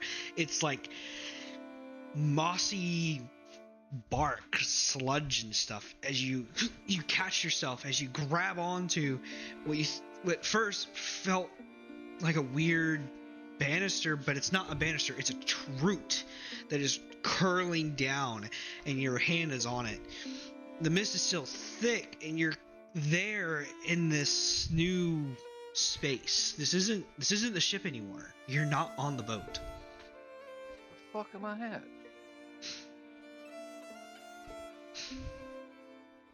I can't see that far, right? No, there's a thick mist currently. You begin to hear the sounds of birds.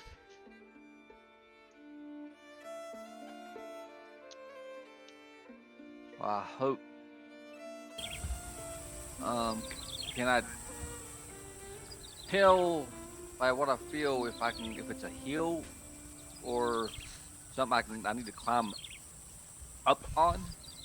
You can tell that these roots do go up. So you could climb up, or you could try and climb down. You can pick. Let's try to climb up. You begin climbing up until eventually you feel the mist slowly dissipating, as eventually you get above this root system, and you get to a point where there's just a small ray of light peering down, and you realize that you're kind of like in a crevice of a collection of roots that are very large.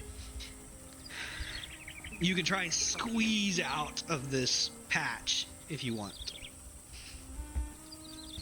Yeah, we'll try. Yeah, go ahead and make a dexterity save, or you can try and use your strength to push. I mean, you can make a dexterity check or strength check. Is you're trying to either slide through or pull yourself out with your spear strength. You grab the roots and you just bend them out using all your muscles as you open the widening wider, the roots eventually give way to you, but they don't break. It's as if they realize that you're telling them to move, and they just adjust to you. As you climb out, you get a good view of the world around you. As you are no longer on the ocean of a deck of a ship, you are at the base of a forest. And there's these trees that grow from these roots everywhere nearby. As you kind of look. How in the hell did I go from the ship to where the fuck this is? You look around, make a perception check. I am not drunk enough for this.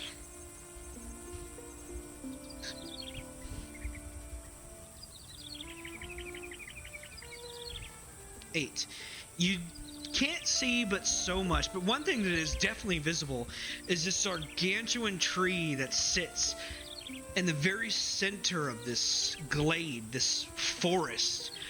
You can see it because it's up in the fucking sky on how tall it is. It's the tallest thing you've ever seen your whole life.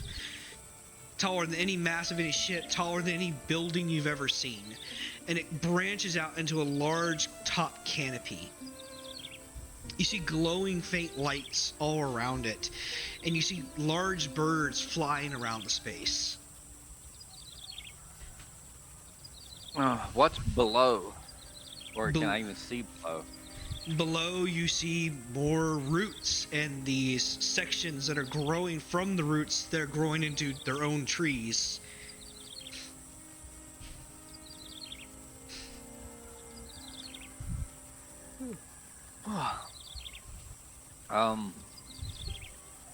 I can't tell if there's any towns or something close by, can I?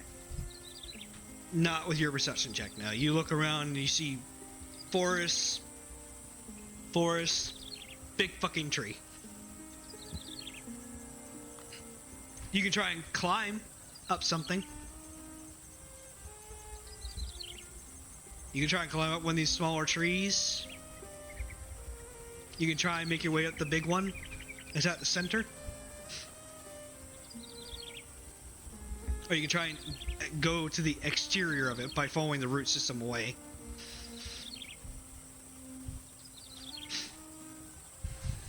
Can't tell how big this place looks. No. You're in a small point in a large section. How far away is the biggest tree? You don't know how far away it is directly, but you just see how tall it is. You can't judge if it's a day's journey or half a day's journey. But its roots grow from where you are all the way back to there, and they extend past you. Well, that's the only landmark I currently have. Yes. So I guess I'll start walking towards it, following the roots, I guess. You begin following the roots as you begin following the trail. You spend a few hours walking through until eventually you come to a section of these small trees that have not grown as much. And it's there that you see just beyond, you think you see a collection of people standing in a circle.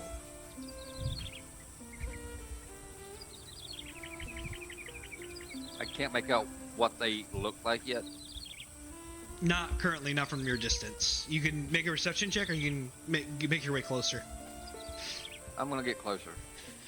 You get closer and you see 4 figures. One short, the other 2 are taller, and the last 4th figure is well above the other one's heights, closer to your height. God, this reminds me of the movie fucking The Predator, though we didn't. So in Predator, you got parachuted in. Mm-hmm. Do you continue making your way closer? Can I tell from where I'm currently at if they got any weapons? You don't see any equipment on them. I keep getting closer. Eventually you get within 15 feet and you realize that these are not people, but they are wood statues, and that there is a rock on the ground in front of them.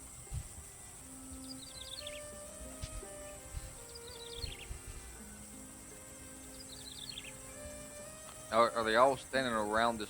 Is it one rock that they're all standing around? There's one rock that they're all standing around. Can I tell the rock just looks like a rock, or if it's actually something different? You walk over to the rock and you see that it's a stone, but it has a flat face to it, and there is words that have been cut into it. What languages do you speak? Common and Goblin. Common and Goblin. You cannot read what this says. It says, yeah, I don't know. Yeah.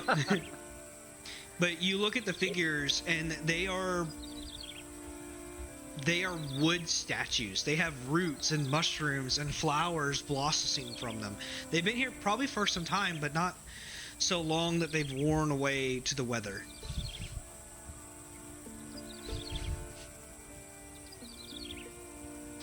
Their faces and their and everything are perfect. You can see every feature, from the eyes and the eyelashes and the pupils, everything. And you realize that this wood carving isn't just their bodies, but it's their clothing, a staff, a bow, stuff like that. I touched the stone to see if it does anything. Well, it's wood, but Oh, you, no, there's just the rock or whatever. no. It has carvings in it. You can try and make a check to try and see how it was made. That I might be able to figure out. Yeah, make a survival check or nature.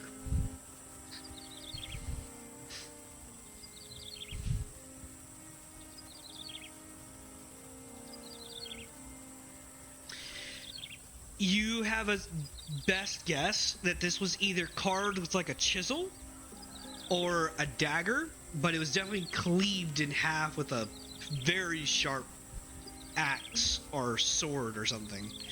Like, you see not too far off the other half of this boulder, and it's been straight cut.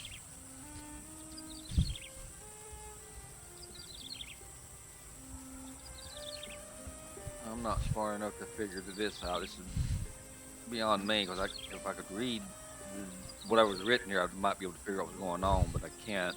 Mm-hmm. The the statues looks like they could have been, I'm just spitballing here, could have been real, and whatever this was might have turned them into it, and somebody cleaved it in half. Mm-hmm. Maybe. This just me thinking to myself. I don't really know what the fuck's going on. Yeah.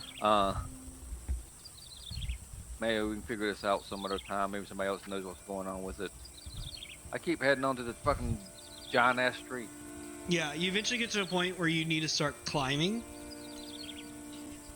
And it's a pretty long climb. You're going up like the root system going up. Yeah. Go ahead and make a strength check as you're pulling yourself up, or acrobatics or athletics, sorry.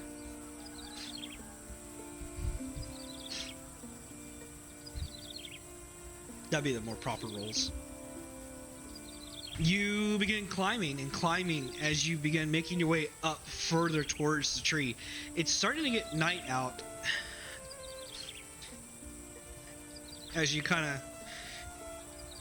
You're not at the tree directly, but you're climbing up the roots. The tree's way taller than you are, but you're getting closer to it. I'm gonna have to find somewhere to rest for the night. Yeah. The birds never stop. The sound of animals, and The light gets dimmer, but there's no night sky. It's just like a persistent cloud that's just always there.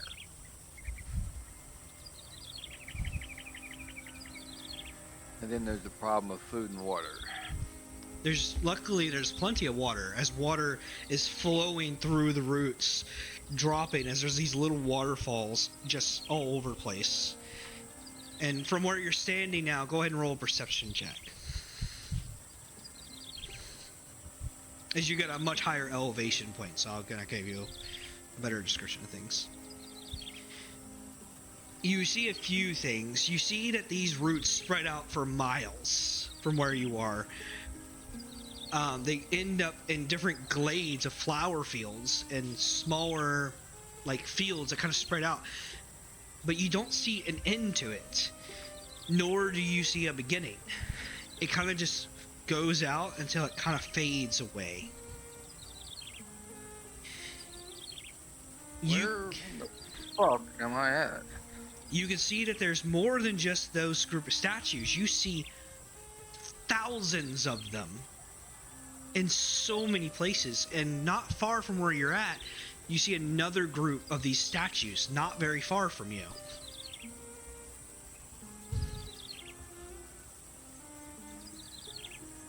And you see a slight twinkle, like a gleam off of it. That might be a good place for me to go and rest for tonight. Is where that's at probably. Yeah. I make my way. Yep. You make your way there, and when you get closer, you realize that this is not a collection. This is just a single tree, essentially, a single one of these statues that is by itself.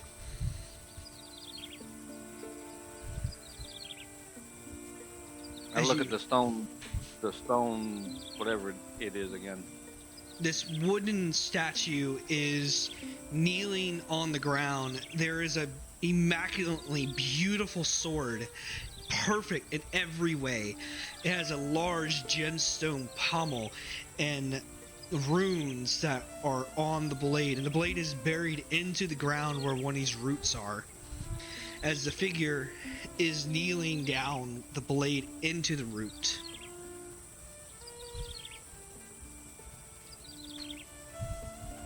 Before I mess with the sword, I look at the stone. You look at this wooden statue, and it is for the best that you can understand, it looks like a orc, like a half orc. He has tusks coming out, and he has this armor plating on him.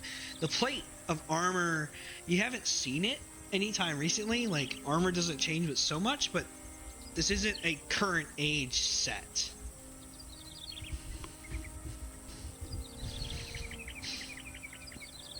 But the blade is perfect. There's no rust, no blemishes, no nothing to it.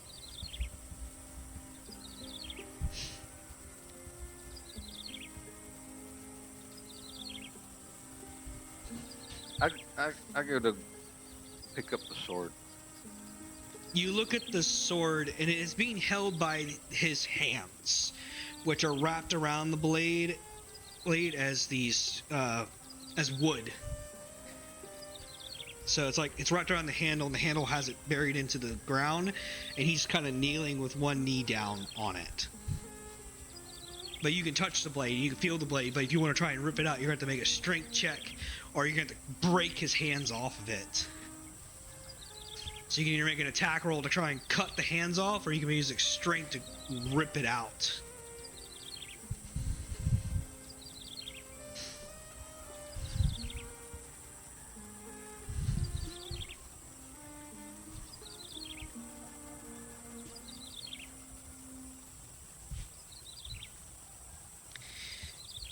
As you place your hands around it and you begin to try and rip the blade out, you feel a twinge, a shudder, as if the world is reacting to you.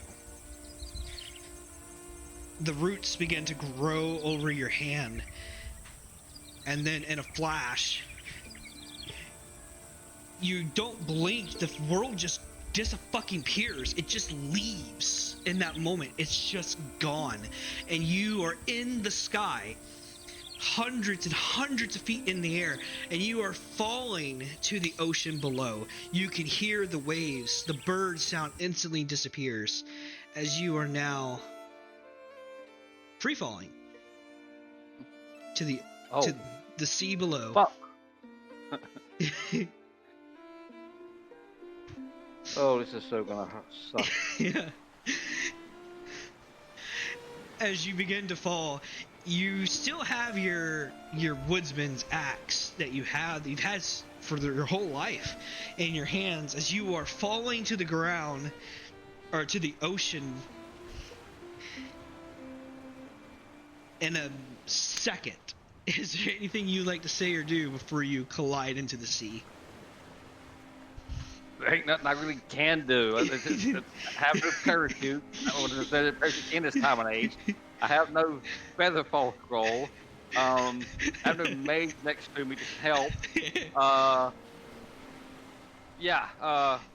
Whap! As you hit into the ocean, you quickly fall unconscious as you are knocked the fuck out. And the next thing you hear is just the moving of the sea. You just hear the ocean. Go make a wisdom save for me. I'm surprised I'm even alive. Luckily you landed on water, not dry land. You have failed every single one of these. Like, literally. Yeah. You wake to the sound of two things colliding into each other. But it doesn't sound like that. It's like the hitting of an axe against lumber. Whap! Whap! Whap! It's like an axe cutting wood. But you wake to it, and as you turn and look, you see an elderly halfling with a sword and a scabbard, and he is fighting this half-orc who is using a wooden sword, and this halfling warrior is fucking this guy up. Like, he goes to slash, he trips him with his sword that's in the sheath until he falls to the ground. The man looks at you, and he's like, well, good morning to you. It seems you're awake. Bar, come over. Let's check on a friend. And at this moment, you realize that you're bandaged up, but you still have your axe in your hand, tight around your grip. But most of your belongings are gone. Yeah. Where in the fuck am I at? Oh, you're on Brizza, friend. Ain't no need to worry. I'm using the totally wrong voice for this character that I chose for him. It's fine. You said I'm where? You're on Brizza. Yes.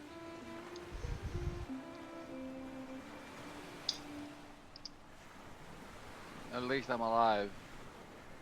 Aye? You are alive. Bar, go ahead and give him a drink. He looks parched. Bar pulls forth a flask and hands it to you. I drink. It's water. It's just fresh water. That's cool. Ugh. I'd rather it be out, but I guess water's better than nothing. As warriors, we try not to partake in such pleasures. Keep the soul pure. Huh. Never heard that one before. My name is Alden. This is my apprentice Bar. It's a pleasure to meet you. As he holds a halfling hand up to shake yours. I stay sitting because I know if I stand, I have to kneel down to him any fucking way. I reach my long arms out and gently grip his hands. My hands probably like twice his size. Yeah. He shakes your hand. He looks at Bar. Well, go on, shake his hand. Bar walks over. It's a pleasure, sir. Dargar. Pleasure to meet you, Dargar. The man looks at you and he's like, well, it seems that we have to get you up and probably get you over to town. You're probably one of the survivors of the local storm that came rolling through. A number of people have been washing up the beach since it happened. What storm? There was a storm about 5 days ago. The what? It was a mighty storm. Lots of ships got sunk. Lots of debris. But most people made it out, as far as I hope. We've had quite a few bodies wash ashore on shore.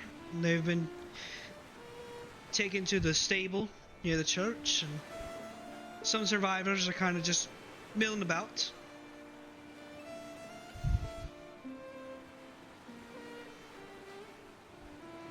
We're here on business, of course.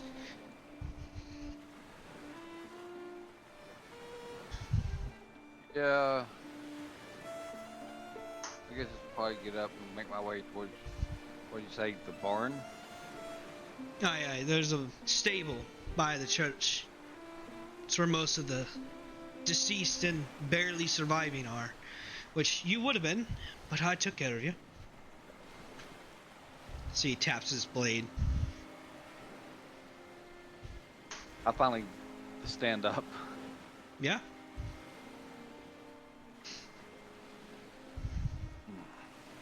One thing you realize pretty instantly, the temperature is different. You feel like you're later in the year than you were. Hotter or more humid? A little bit of both. You were in a colder point of the year when you were traveling, and now it's a bit warmer. Colder being like, a 10-degree difference, Yeah. but still colder.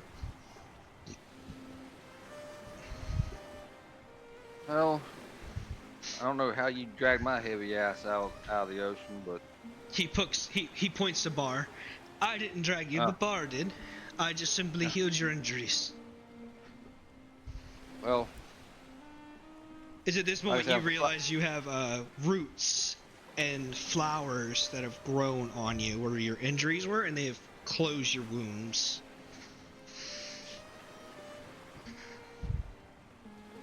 I'm assuming these are gonna fall off at some point. No, yeah, they'll fall off. They'll wilt away. Which way was the stables? He points in the direction of a large tower. Right over Okay. there, right beside it. I'm gonna go see if I recognize any of those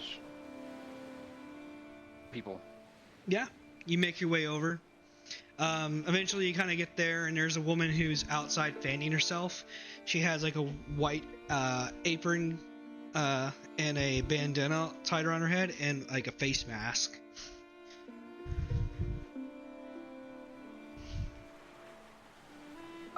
I walk up to see if I recognize anybody. She hands you a face mask, and she's like, "You must be one of the survivors, I suppose. Another one washing ashore. Well, come on in. We'll see if That's you what see any friends." That's what I'm told. You walk in and you kind of look around. Go ahead and make either a perception check or investigation. One thing I will note as you walk in, these bodies are not being well kept. They have crabs that are eating them. There's rot and decay. It's not a pretty sight. You look at it and it is not fun. It stinks even with the face mask you have on there, but it smells like alcohol, so it's just a little bit better. But it's a gruesome sight. You look at it, you're like, nope, no survivors.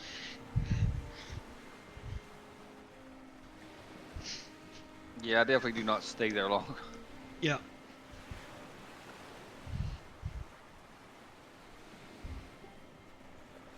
Fuck was I doing again?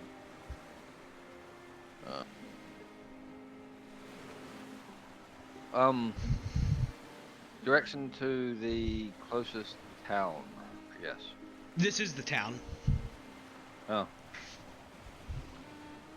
You were in the town. You were right beside a church and a stable. So this is where they would keep like pigs and animals and stuff. Yeah. But currently it's been turned into a place to keep the dead.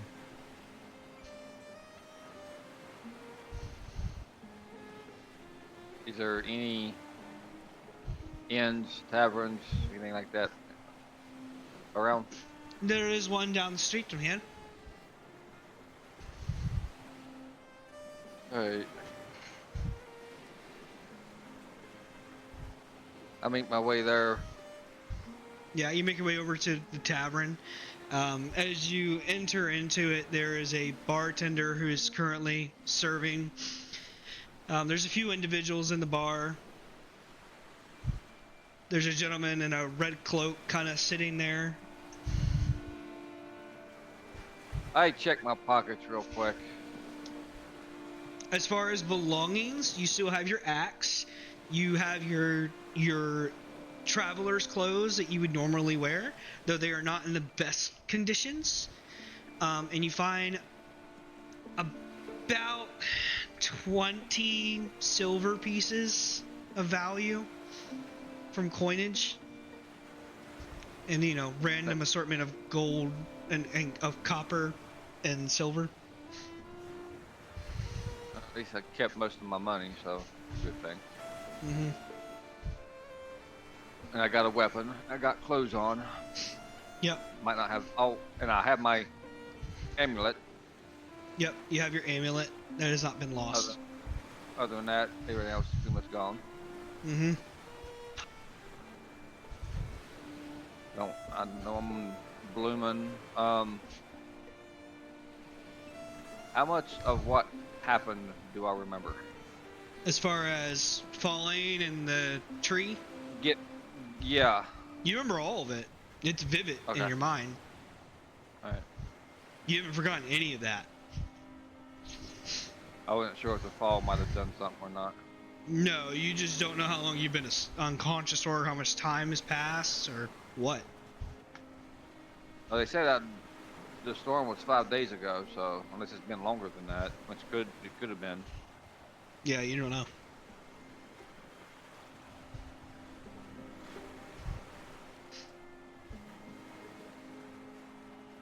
Yeah, I could walk in and go up to the bar. Welcome, darling. Yeah. I think I need a drink. You look like you could use one. Yeah, I'm one of the ones, I guess, that washed up on the shore, so, yeah. Wow. So, It's 3 copper for a drink for the day, or a copper for a drink for now. The figure with the red cloak looks at you and he smiles. You can put it on my tab. I'll take care of him. It's a pleasure to meet you. He holds out a hand towards you. and you're... My name is Vass. I'll grab his hand and shake it. Dargar. It's a pleasure. You wouldn't happen to be looking for some work? Maybe, hopefully, when to get off the island? Actually, first I want to get a drink and figure out what the hell was going on. Well, I can't really tell you what's going on outside of a few things, but I'm currently putting together a bit of a ragtag group to take care of a job that's been posted and hiring for. If you're looking for work, a chance to get off on a boat, could use a hand. Drinks are on me. I'm gonna be putting on a performance here tonight.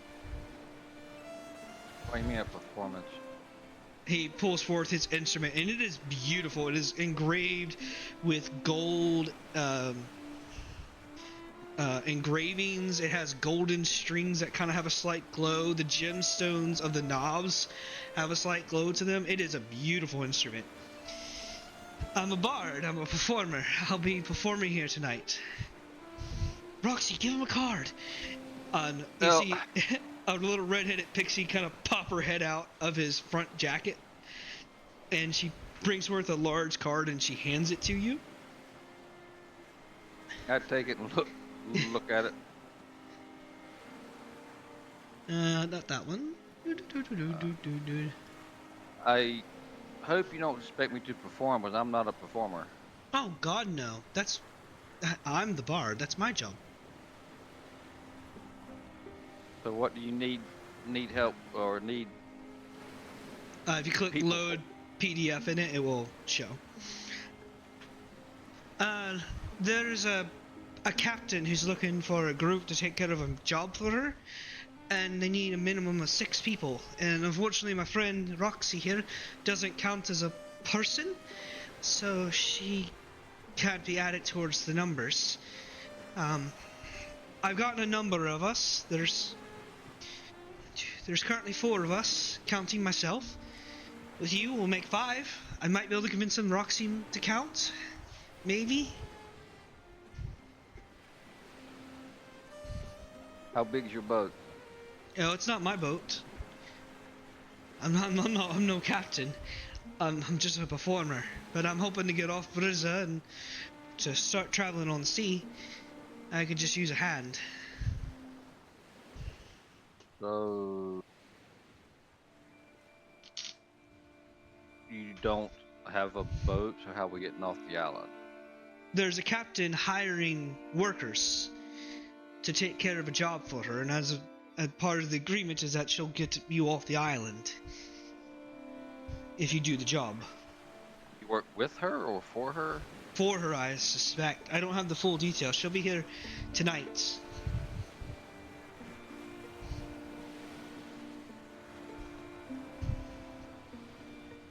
Well, what the hell? I ain't got nothing else better to do, and I do need work so I can make money. So And drinks from me tonight, buddy. okay. All right. Never say no to free drinks. Well, I'll make sure to keep your gullet full. Oh, I'm Vass. You're Dargar, and this is Roxy. And Roxy kind of flies over, and she kind of lands in your hand, and she does a curtsy, and then she flies back into Vass's pocket. Interesting. Yeah, she doesn't have the ability to speak, so I kind of speak for her. So if you play the music and sing, I'm assuming she dances and does other things? She and I share our abilities with each other. So I'm not the most magical person by myself, but with her there's a lot I can do. We're companions.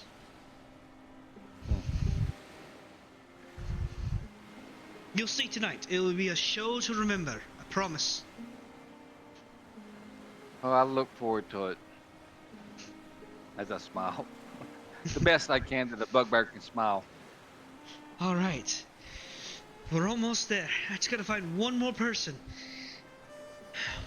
I'll see you tonight. Alright. All right.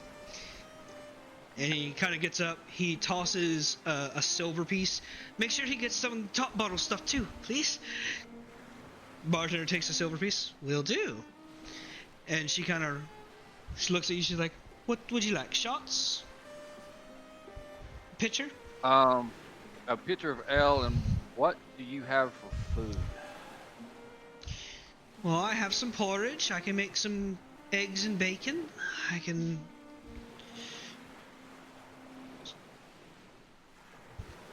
get you some pork.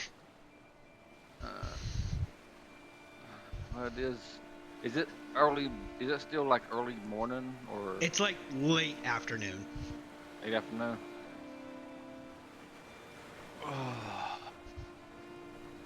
How much longer until that guy starts?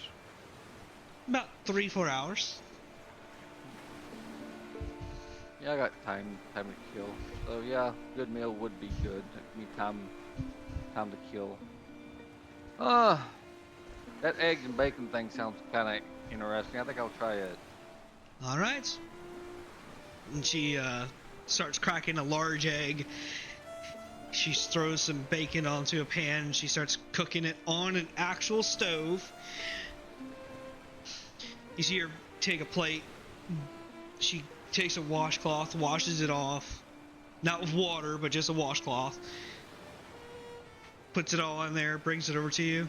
She hands you an ale. Foaming at the top. I look at the mug because I'm kind of admiring that the mug looks as clean as it does compared to what I'm used to. Yeah. This is really clean. I tried to keep the place tidy. I'm not used to stuff being this clean. Well, your friend Sorry. did pay a decent amount of coin. I pick it up and take the gulp of it. It's alright, you know, it's average booze. Like, this isn't top shelf stuff. It seems like you forgo top shelf booze for decent food, so. Yeah. But that's not I'm used necessarily a to bad trade off. I'm used to eating shit, basically. What? You've been eating muck and stuff? If you want to call it that. It's a pretty rough thing to eat. Call taking random shit of fruit and smashing it into a barrel. Yeah. Yeah, that sounds like muck and stuff. Yeah. Yeah. It's good food, it's good drink. You can easily sit and drink here for the next 3 hours. That's what I plan on doing. I don't plan on moving. I'm trying to I'm probably pretty sore right now from that fall still, so. Yeah.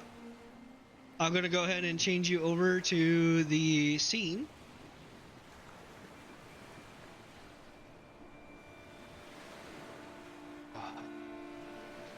You got about another 30 minutes with me before I go to bed. So. This is the very end. So there you are. Oh, wow. You can go ahead and make your way into the tavern.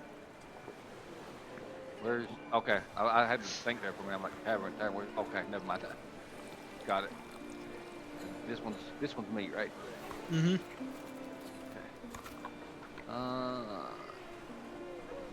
Oh, well, yeah, we're not in combat right now, so. Nope.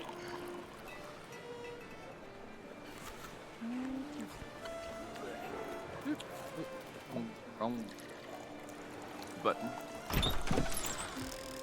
Hey, there's sounds. Holy shit. Mm-hmm.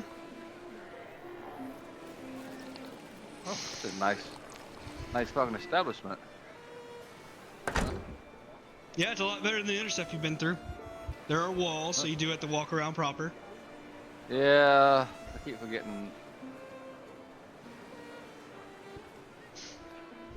about that. I can't just go. Yep. As you sit and enjoy a good meal and a good drink, and you can keep drinking for the rest of the day that you're here until you leave or sleep. Yeah, I'm gonna sip my drink and eat my food. Yeah. And that's it. You end your session 0 enjoying a nice food, drink. It is starting to rain outside after some time, and there is a thunderstorm that rolls in. Yeah, I've had my fill of whatever the fuck I just went through, whatever it was, a storm or whatever. I'm good staying inside for right now.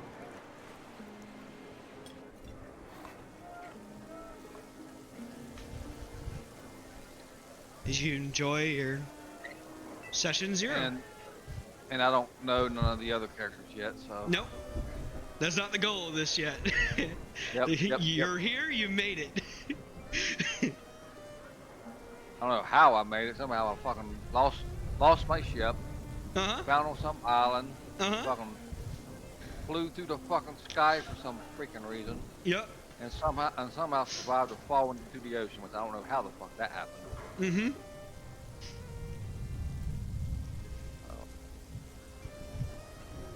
Now I'm on Bloomin', which if I remember correctly has a military force here somewhere. Brizza does have a military force. It's not a large one, but it is a military.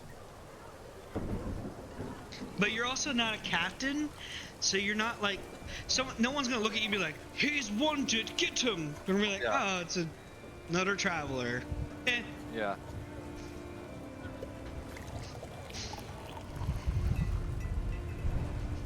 Yeah. Alrighty. That's what you get. Did you enjoy your session 0? Yes, I did. That's good. I'm just surprised that chip thing that I did fucking work. Which one? The one that I set on fire. Oh yeah, 100%. Like you played it perfectly. Pippa has a dexterity boost for sneaking and stealth, so yeah, she was a perfect candidate to handle that. I will say, to end the session on, there is a bulletin board that you see that you can put your crew on, and if anyone sees them or meets them, they'll check them, or they find their dead body, they'll cross it out. Up to you if you would post your crew on it. Not right this moment. Okay. Yeah, that's where we'll end the session. That's all there is. Alrighty. You want me to do anything with my inventory, like take everything off other than my axe, my amulet, my clothes? Yep. You want me to delete all of that? Yep, everything else goes. You don't have it. Okay. You either lost it on the ship because it was on this boat, or you lost it when you fell from the sky and you landed in the ocean, and you were essentially drifting into the sea for that time.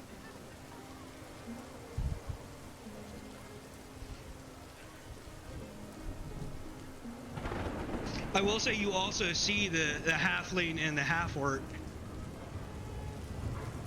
on the in the bar. They're just right over here. Yeah, the ones you talked to earlier that day. Give me a second. Okay. Where are they? They're right here down by the corner.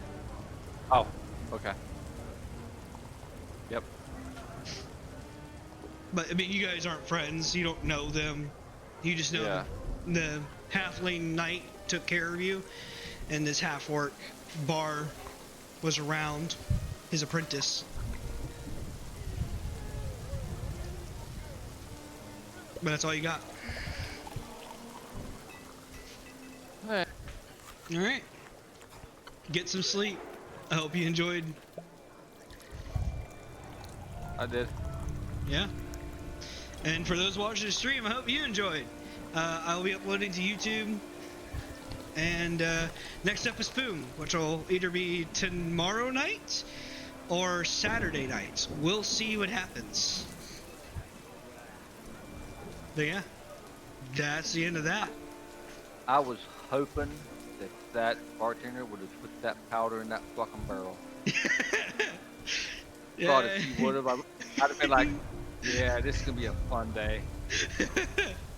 I was so hoping. Out of character and everything, the value of the powder far outweighs the enjoyment she would have by putting it in the barrel. You lost financial opportunity on that one. I know, but each of those powders is worth about 5 silver. So 2 of them would be worth gold piece, which is a lot of money. yeah. It's alright though. Yeah. But I'm happy you had fun. Yeah, always.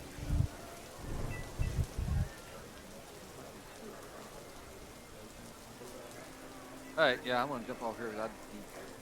Yeah, get some sleep. Alright, man.